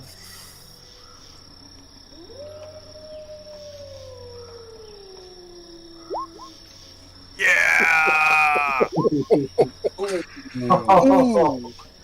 Oh, max damage. Crunch. Well, Actually, I'm sorry to say, guys, but you don't have anybody to interrogate because he gores him right in the gut. Oh, Yeah, not a crit. It was 17 because he's got a +3 to hit, so not a nat 20, Quimber. but it is a natural. But still. Not a nat 20, but still 20. I think Billy was just so frustrated at that battle of the dire possum that he just had to take it out on this guy. Now that he's got some traction, he's just taking it out on this poor man. And you can kind of read Billy's thoughts of as he gores the guy, I guess through the gut, but basically gores him through the heart. Did I do that? Oh God, Billy can't be Urkel, please. Yeah. Or we'll praise him and tell him what a good boy he is and pet him. He nuzzles up to your hand and kind of bumps it because he's wanting an apple. And I will go ahead and take the time to cast Cure on Gror. Let's ransack the bodies and see if we can find out. 6 back at you, Gror. Let's Thank you very much. Let's let me get you a list of what is on the bodies here. Specifically looking for anything that's identifying of the actual people that are supposed to be wearing these. AKA, do they have Shiner tattoos? That too.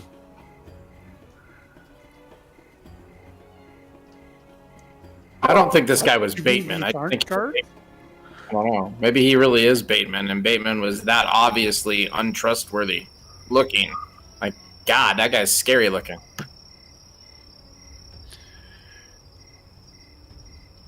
A single plat. Okay, well, the money we'll take. I'm not sure that the rest of it's worth anything. Take the service badge. Does it have a unique identifier on it? Unique type?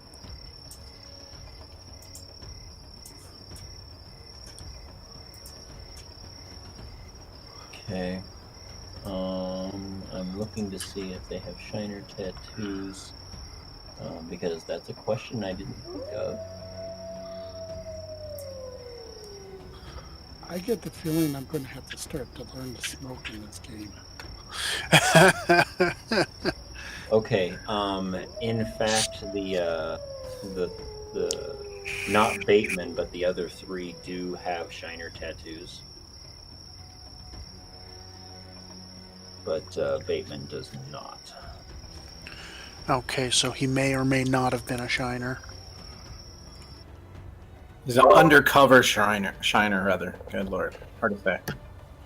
Well, I'm hoping that's not actually Bateman, because if it is, then that sucks, but we at least have some proof for Rolf that we didn't just murder him.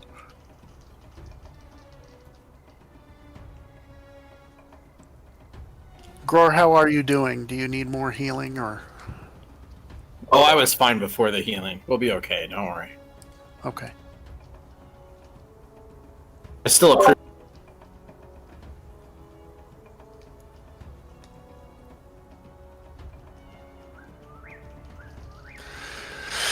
Okay. It's hiding stuff, right? Why is it doing it backwards? Sometimes Roll20 just completely bugs out.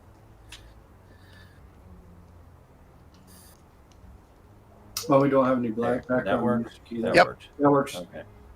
We also don't Yeah, have I was any- doing reveal area and it was blacking out the area, which is really weird. So I think part times if you start inside an area that is already revealed, it thinks you're wanting to hide it. So never. But, Okay. yeah. Well, maybe that is the case. Maybe. who knows? Okay. So where are we at now? Okay. So we grab a couple of bottles of shine each, smash the rest, and then head back up the road. Okay. All right. Stash a few on the way back for the way back to burn the tree down. As you guys Okay. head up See, did you the- say there was like crates or barrels here or something like that? Any other kind of containers? Well, some of the bottles were in crates and stuff. Yeah. Touch those too. Okay. So just smash all the things, right? Just Leave let a the guy couple- one smash. Let the guy smash him. Since I didn't get to stomp in the combat, I'm going to stomp on the smashed things too. Yeah, we'll leave a couple to help burn down the tree at the beginning of the trail when we come back, but we'll take a couple each with us to throw into the melee later. Hide the bodies. Yeah, pull the bodies out of the trail area and hide them in the bushes. It's a good idea.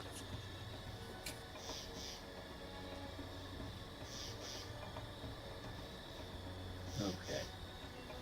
Alrighty. Well, We can always take Bateman's head back with us and show Rolf and say this man attacked us with a bunch of shiners. kind of gruesome. So, okay. Well, you guys head on up the trail. The trail opens up at this point as it breaks into a smallish glade that is carpeted in matted brown grass that is pierced here and there by the stumps of long ago cut trees. Patches of icy, unmelted snow can be seen in a few places, reflecting the light from Luneos. that mingles with the crimson light of the red star. The field is bisected by a modest creek that is perhaps 8 feet in width. The path of the flow runs from the northwest, where a small fall of water comes from the hill to the southeast, where it continues down towards the base of the rise. In the center of the glade, a wood bridge spans the banks, and the trail continues on the other side, and a large leafless tree is near the bridge, its great limbs spreading above your heads. And sitting on a branch in the tree about 12 feet or so above the ground looks to be a boy with a fishing pole.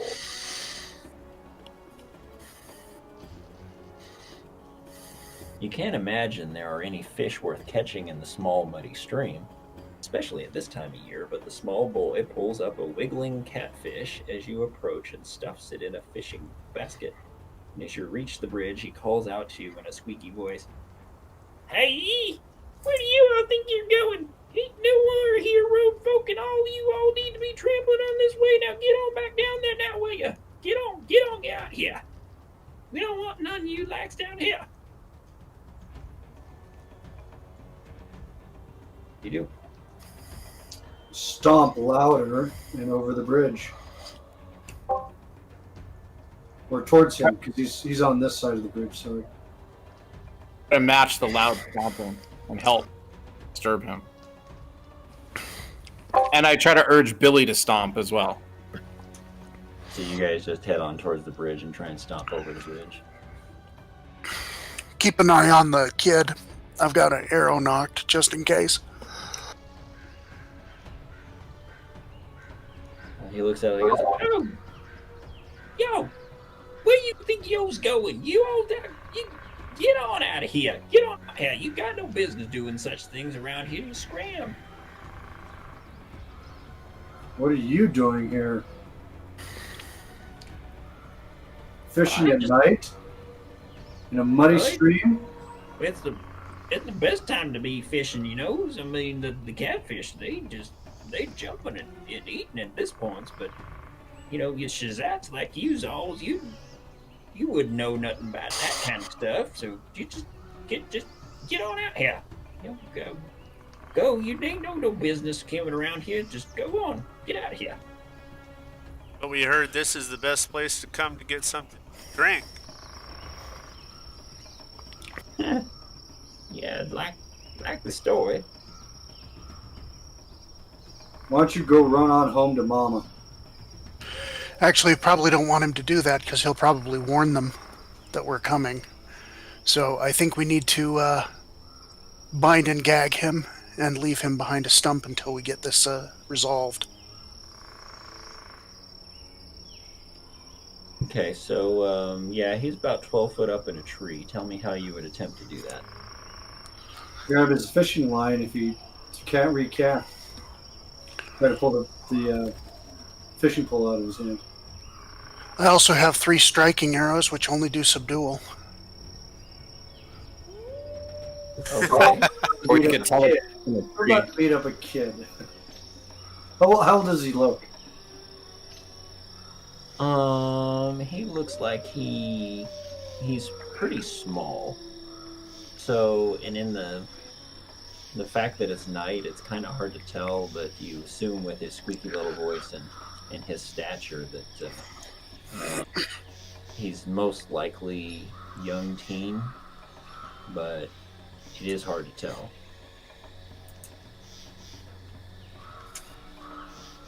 Something about him is just not right.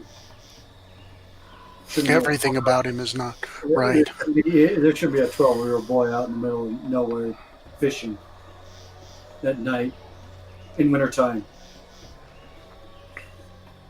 And actually being successful. All right, so you guys said you were wanting to try and get him down out of the tree. Yeah, I'm gonna make a noise with thaumaturgy again of the branch that he's on, like it's making a breaking noise. See if that causes him to scramble out of the tree, at least off the branch. Okay. Go ahead and give me a persuasion.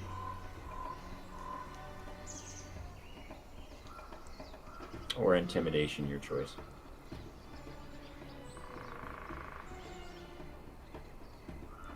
Well, they're pretty much the same for me.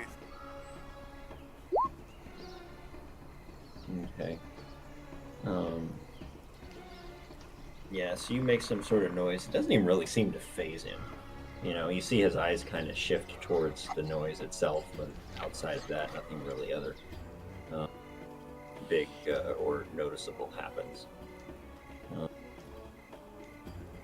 So, did I hear somebody say they were going to try and grab his fishing line? We could or make somebody's this gonna shoot him with profitable arrows for him. or- Yeah, Theros said he was going to try to grab his line. I'm gonna try to intimidate him. I'll show you Shazat. Grab his line and pull on it. Okay. Go ahead and give me an athletics or an acrobatics check, your choice, please. Right. So, you go to pull on his line, and as you do so, he sees you reach out to grab his line, and he just drops his fishing pole, and he turns and starts to scurry up the tree. Kenna, were you going to try and shoot him? Yeah, I'm tired of being called a Shazat by these people, so... Okay. Oh no! Or wants to hit the tree while he's trying to climb and that we're shooting at him. All So I right. can make his grip loose at the same time. So you shoot him in the back with an arrow, and it sticks right in his shoulder. These are striking arrows. They're something that we got earlier. They don't do piercing. They only do non-lethal. Okay. So At least I think. Let me double check. Okay, so that nails him in the. Striking arrow. Oh wait. No, I'm sorry. I don't use that. Those are a +1 to hit and damage. I'm sorry. That's what Yeah. I was thinking. Thinking Yeah, no, that's not what I wanted to do. I'll use a regular arrow, so that would actually be 1 point less of damage, so 8 points of piercing. Okay. Ouch! No. I was attempting to hit him in a spot that wouldn't kill him. Do you see that token right there? Uh-huh. Yep. Okay, for some reason I cannot. I wonder if it's on the map. It's on the map. Why is it on the map? Wow. It's probably That's a on. Yeah, it's problem. probably on a different layer. It was on the map layer. Yeah, I've done that before. Yeah. Well, yeah, but that means that probably all of the ones that sold have that on the map layer. So that's a bug that needs to be fixed. Yeah, you should be able to update it, and it should push No. the update. No, They okay. don't. They don't Figures. work that way. Yeah. Figures. The map is acting a bit funny. Like normally I have a scroll bar on the right side I can scroll up and down on. I've actually, there's been a lot going on the forums right now. They did something to Roll20. It's having problems right now. Yeah. So anyhow, but no, that was my mistake. Apparently, I put that on the map later. So okay, now he's there. So he takes 8 piercing damage. Yeah. Okay. Trying Alright, to hit him in like the leg so he falls, but doesn't Yeah. kill him. He screams out as the arrow kind of sticks in his back shoulder, and he reaches up, breaks the arrow off, and then scurries little quickly turd. into a large hole in the tree and disappears from sight into the tree. Ooh. Mm. I think I might want to take this tree down again. We got flammable stuff, but we're not exactly evil characters either. Yeah, I can't move Quimber, but I assume Quimber would be a lot closer to the tree.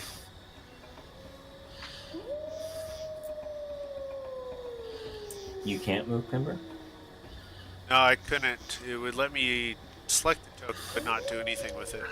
All right. Well, I moved him up. Okay. Thank you. All right. Sneakin's way the hell back there too. Fleeking up. Okay. There we go. All right. So what do you guys do?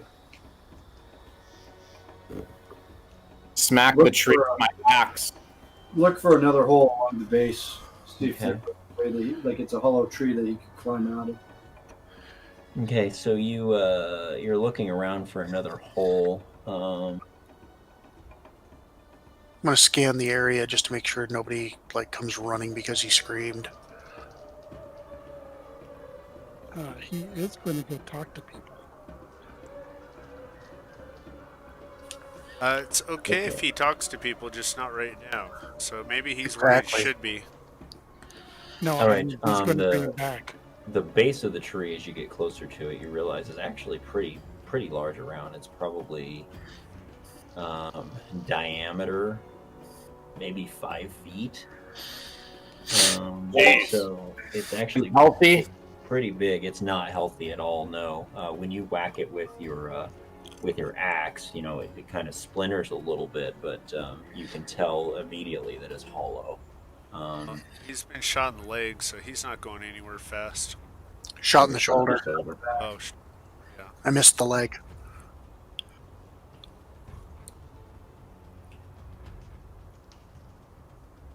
So what do you guys do? There's no hole in the near the bottom part of the tree. The hole that he went in is up about 15 feet. If it's splintering like that, we could just tip it over. It's not like, we're, dropping him off of a cliff or something.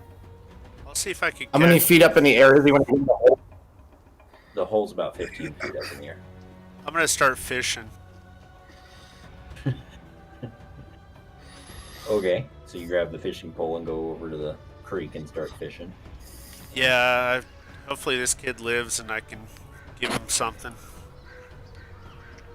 We don't really have a whole lot of time to stay around here if they're going to if he's going to go and pick up his mama.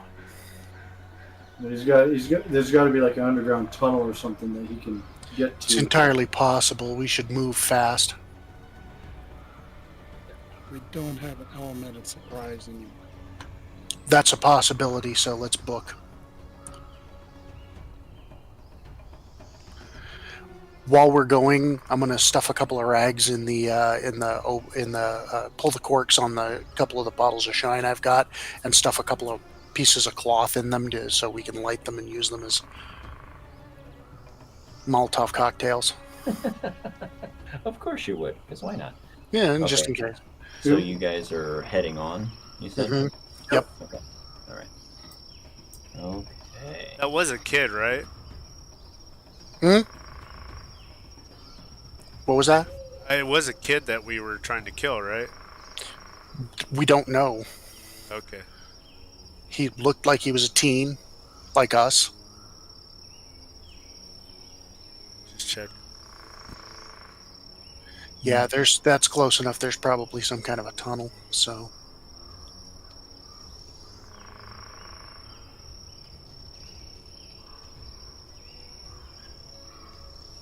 Yeah. Alright, so we're moving. Are we close enough now? You guys want me to use the pass without trace? Yeah, actually, that'd be great. We just all have to stay within 30 feet of you. All right, friends. You finally reach the crest of the hill where it levels out and the trail continues to the north about 50 paces further on, and the Butcher family farm finally comes into view.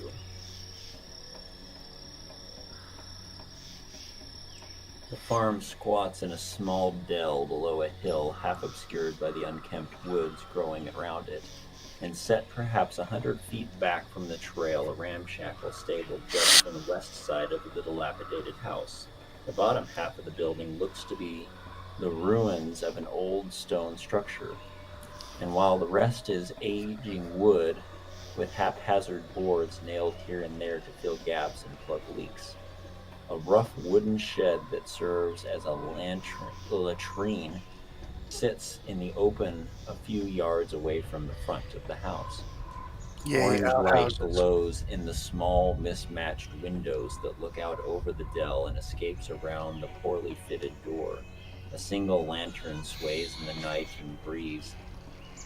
A single lantern sways in the night breeze, casting shadows that dance in the yard, and you see smoke puffing from the crooked chimney, as well as from another pillar that rises from a second structure that is largely hidden from sight by the main building.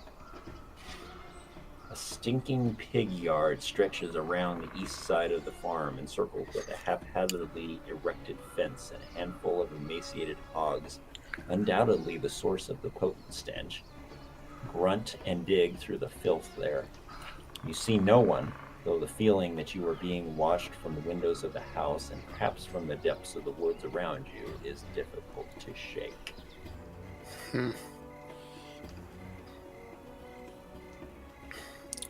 So what do you guys want to do? Well, we have Pass Without a Trace cast, so I suggest that we try to stealth up to the house without being seen. Should we go from the left side, come up behind that shed? Or Wow. outhouse or whatever it is? And try to get to the back side of the house so I can see what Yeah. they're doing. And if we can even like almost, have somebody on the top side, the north side, and on the south side in case they come out of other doors, so we're not surprised. I can take up a sniper position towards on this side if you guys want to use the Pass Without a Trace to go around. Maybe leave Fleegan with me. Okay, Yep. so we'll get up close first before we spread out. Yep, get to where we can see everything and we know where everybody is, and then the signal, of course, will be if any of us get attacked, we'll holler. So, All right, as you good with that, Fleegan? No problem. Okay, as you guys are planning your strategy and you're just kind of finishing up deciding what it is that you want to do, Mm-hmm. from the weeds that surround the muck of the muddy stream that's about you, you start to hear a droning buzz rising in the air all around you, and it's hard to tell exactly where it's coming from, but you feel like it's coming from the weeds nearby. It seems like it might be from the trees. However, you don't have to wait long, as nearly a dozen fat, fist-sized insects descend on you with their needle-sharp proboscises poised to slip into your skin. Ouch. I'll show you these. Oh God, Sturges. They're not sturges. Sturges are not legal, we can't say. I'm sorry, they're Sturge-like. They're gooey sturges, right? Yeah, they're Sturgish. Sturgish, yeah. All right. Just a second. Let me go get some sturges here. Hog Hog skeeters. skeeters. Sorry about that. Wow. Hmm. See what you did? See what you did Yep. there? It's all my fault. Sorry. Yeah. Maybe they're sturgeon. No, those are fish. Sturgi? Is it Sturgi. Sturges or sturgi? We could have a talk amongst yourselves a minute while I go find these dumb things. Well, we were up on the hill, so Topic. we were up on the hill right. Were we right about here, Casey? Should we move ourselves up to there? Or Finding them. I'm not on that map. I'm sorry. oh, okay. Let me go back over there. So ping it again. Where I'm at, Yes. right there. Is that about where we were? Because we could see the house. Yeah. from the hill. Yeah, you were there. So yeah, you can come up there. But yeah, go ahead and move everybody up to where Ken is located. Sorry about that. And dang, there they are. Oh, it's because you kept saying sturges. I was looking for sturges, not hog skeeters. Oh, that's different. Yeah. All right. Yeah, there we go. Okay, so now I need this. These are. They're not coming from the river. They're coming from the woods. Yeah, they come from the woods. Never mind. I thought they were going to be like mosquito type things, but we'll just put They're it right like there. hog type things. It looked like a mosquito to me. If it looked like a bird or whatever, it would be a sturge, and those aren't allowed. Yeah, you'd think. Really? Okay. There's 8,000 of them. Okay, come on. Good thing we brought tiki torches.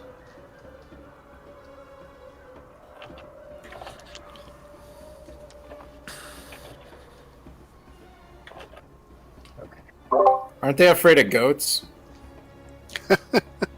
Well, I don't know. We're about to find out now, aren't we?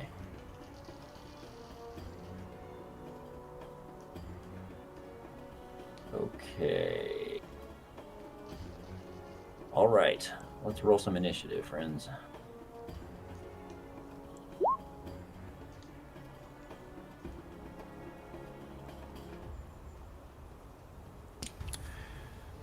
Dang it. Okay, that one was actually an 18. I just changed that over to public. So it's just one of those nights where I'm kind of brutal. I'm sorry, guys. All right. Well, given the humans are a lot easier to kill than the monsters, let's get back to the people. Yeah, let's get back to hacking on people. Well, Billy rolls well. All right, so Jesus.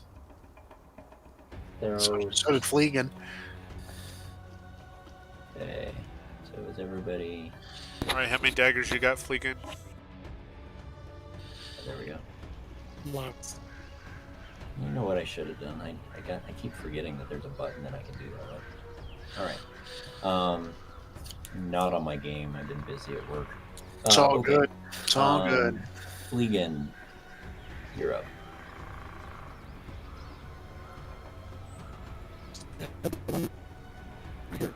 I can't hear you. You're illegible. Yeah, go ahead and stab that one.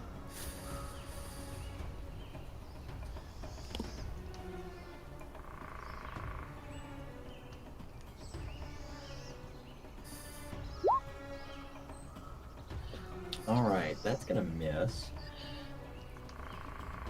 You go to stab it with your dagger, and it just kind of flies right around your dagger. And then you're so frustrated about that, you bring up your other dagger and just nail it right in the gut for how much damage? 3 piercing damage. And sneak attack.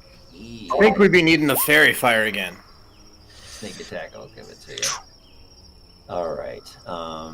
Yeah, your dagger takes the other one, or your other hand takes it down. All right. Billy flips his tail around to try and swat at them, to get them off of him. What is that going to be? That is going to be a...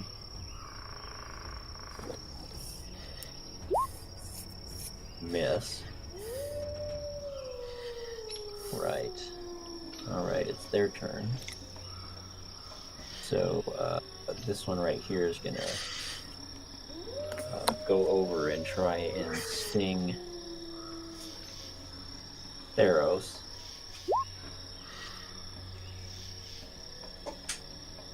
Ow. Does a 16 hit? Yes, it does. Okay. That big, nasty mosquito goes over and lands on you and shoves a huge old stinger in your side, doing 5 piercing damage. And I need you to make a Constitution saving throw, please. I believe the term is ovipositor.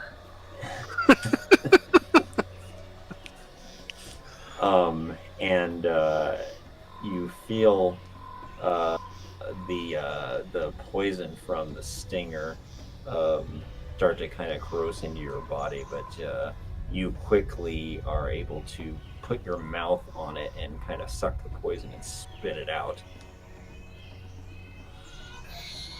Yeah, Okay, I've been infected by a zombie. I've almost been infected by a werewolverine. I've had a possum piss on me. It's not been a good day, sir. It has not been a good day. It's just nature when nature calls, I guess. So They're calling collect. So they're not sturges because they don't latch on. All right, this one right here is going to go after Kenna. Okay. Yep. Nope. Nope. Oh, Mage you got a armor is 19? still active. Oh, jeez. Mage armor is still active, so I've got a 20. Well, phooey. So he bounces off of your shield and seems to keep stabbing at it with his stinger. So this one is going to try and go after Kenna too. Move one a little closer here. And yeah, that one can't even figure out what to do. This one right here is going to go after Gror. A 19 should hit Gror, right? Yeah, that's. Yeah, that hits. Yeah, pretty sure. Barely. Yeah, he's got a 19 armor class. All right, 3 piercing damage. I need a Constitution saving throw from Gror, please.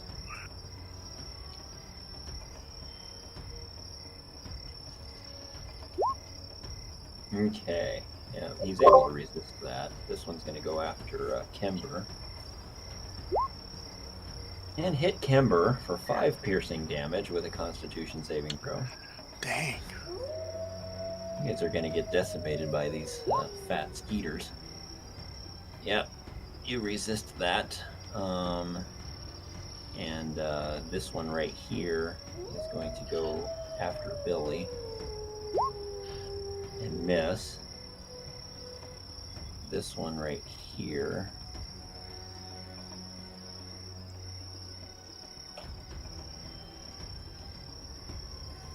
Right here.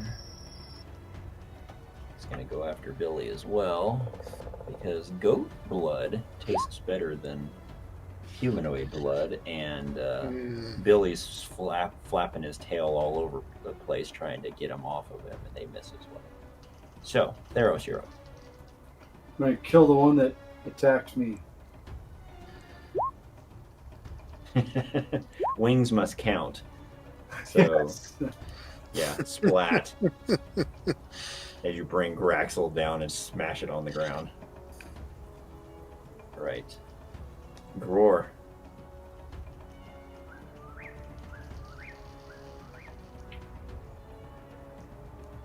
Which one attacked me? This one right here. I'm gonna make sure that one doesn't attack Billy and hit that one first. Okay.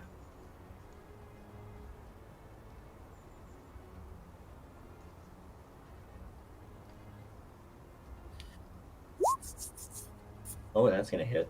Yeah, buddy. Yeah, buddy. Splat. All right, you take your axe and you cut it clean in half as the 2 pieces fall to the ground at your feet. All right, Kenna. The one on my left for the first attack. Yep. It's gonna hit. That one you kill. And offhand on the one on my right. Yeah. So Kenna does a complete Chuck Norris martial arts move where she whips out one sword, cuts the one down, and takes the other one backhanded, spins around and slashes it out of the air. And the 2 pieces go flying, and one of them hits Fleegan upside the head, smears down the side. Sorry, buddy. Yeah, Kimber, you're up. Alright, looks like there's 2 buzzing around me and Billy over there, so I'm gonna smash it with my mace.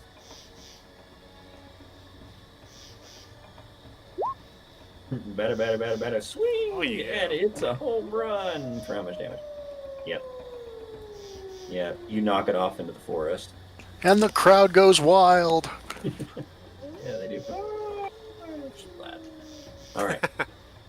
Anything else, Kimber? I'll move over next to Billy just to get closer to the other one. All right. Fleegan. Flingy. Flingy.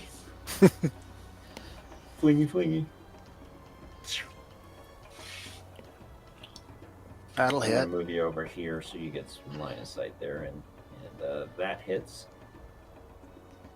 with sneak attack.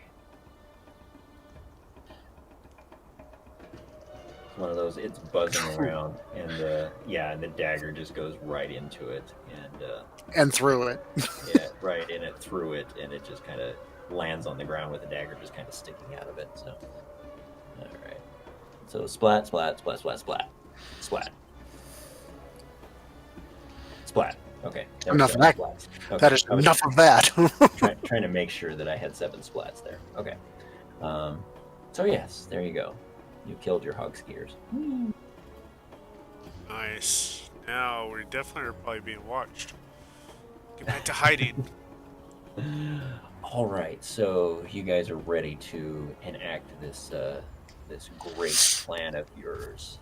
And, you hear the music from Ocean's 11 just kind of go on. You're getting ready to pull off this great. Yeah, me and Fleegan will watch this side while they circle around. Okay. All right, so who's going up that direction? Everybody else. Go ahead and move your tokens where you guys were going to go in proximity to the farmhouse. In fact, I may actually. Here, hang on a second. Bring us to the farmhouse map. I may bring you the farmhouse map. Yeah, let's Yay, there's a farmhouse map. There is a farmhouse map. Yeah. I guess. Okay, so you know what I'm going to do? We're about to play Farmhouse Rock. Alright, I'm going to get you guys in a line here so I can collect your tokens. So hang on just a second. Without collecting any of the hog skaters. Being abducted. Alright. Yes, yes. Bright light from above lifts us up and carries us off into the red star. What? Let's build a giant wooden pig and hide inside it. All right, my friends. The Trojan pig. Okay, you should be able to not see that because I need to put you there. So there Play. you Yep. go. Move that player ribbon. Move that ribbon. There you go. Sweet. So what do you think? Okay. So me and Fleegan are going to be like up, like right in this area, while they circle around. Okay, go ahead and move your tokens where you think they need to be. If you can't move your token, let me know and I will move it where you tell me to put it.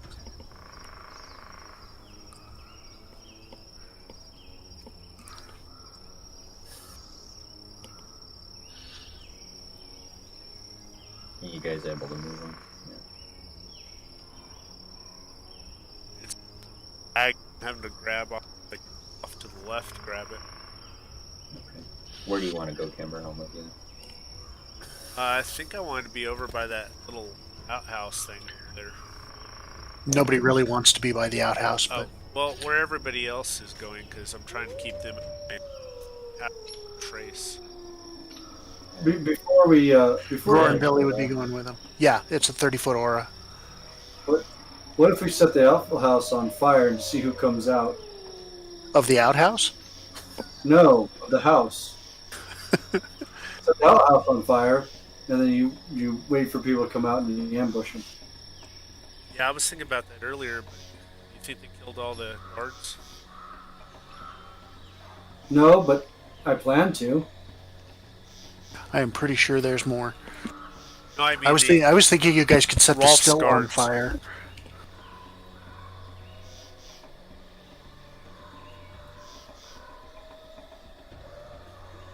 Okay. Is everybody in position on where they wanted to go? No, hang on. I'm still trying to make the map. Is the map not loading for you? Well, if I stopped accidentally closing the entire campaign and then having to reopen it, it'd probably be easier. Okay, there we go. All right. But I'm not. I thought there was a tree up there, and the tree's missing now for some reason.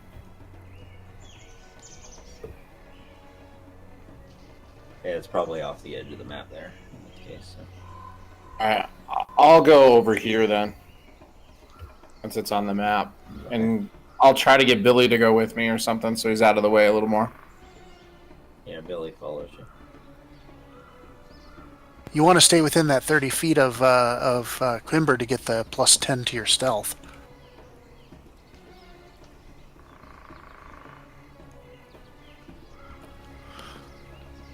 There you go. Yeah, I figure me and Fleegan are probably slightly off the map in the trees over here where I'm at. Okay. So, All right. Does Fleegan want to be over with Ken, or where's Fleegan going to be? Yeah, I'm fine with Kenna. All right. So Fleegan goes over there with Kenna. Well, as you guys kind of spread out to get ready to do what you need to do, and Kimber and Theros go over towards the outhouse. Out of the darkness from this direction, you hear a loud breathing as charging towards you out of the darkness is a massive hound.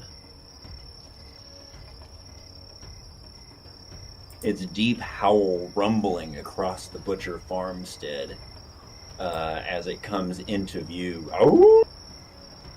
Its cavernous jowls look like they could take off a halfling's head in one bite.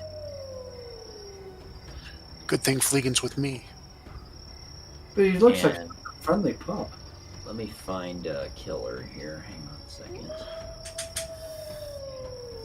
I think that means gnomes are safe from them, though. Don't worry, Mark.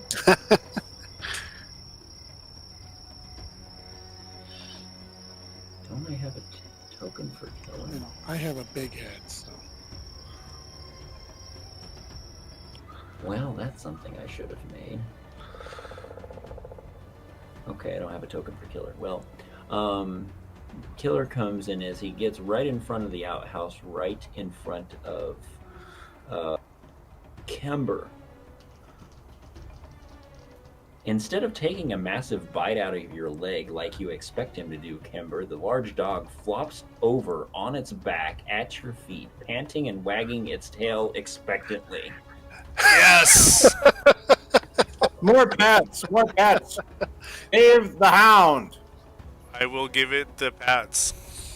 As the echoing bail of his roar bounces off of the side of the farmhouse back towards your ears, and I say, my friends, to be continued. Until next time, we shall continue. I was afraid of that. Yes. So Is this because you forgot to make the token? no, We're going to have to make one because we're going to feed him. And he's going to no. be For all intents and purposes, I wanted that to be the cliffhanger tonight. So No. That's awesome. But we're still going to make him our pet. Yes, then we'll have a pony, a puppy, and a goat. unleash the hounds. The hound. Hound and goat. The hound. I bet we're gonna get through this just fine, and then we go back down the road, and that little kid with the arrow in him's gonna have like all these people waiting on the bridge for us. all right. Well, I hope you all had fun tonight. Oh, yeah. I think it was an interesting trek through the woods, and just strange things happen, But it is Darktide, but it's an interesting module. So I hope those who listen to this and watch it enjoy it. We'll go ahead and let you all go, and we'll say to you all tonight, may all of your adventures be sticky. Good night. I Good night. Hey.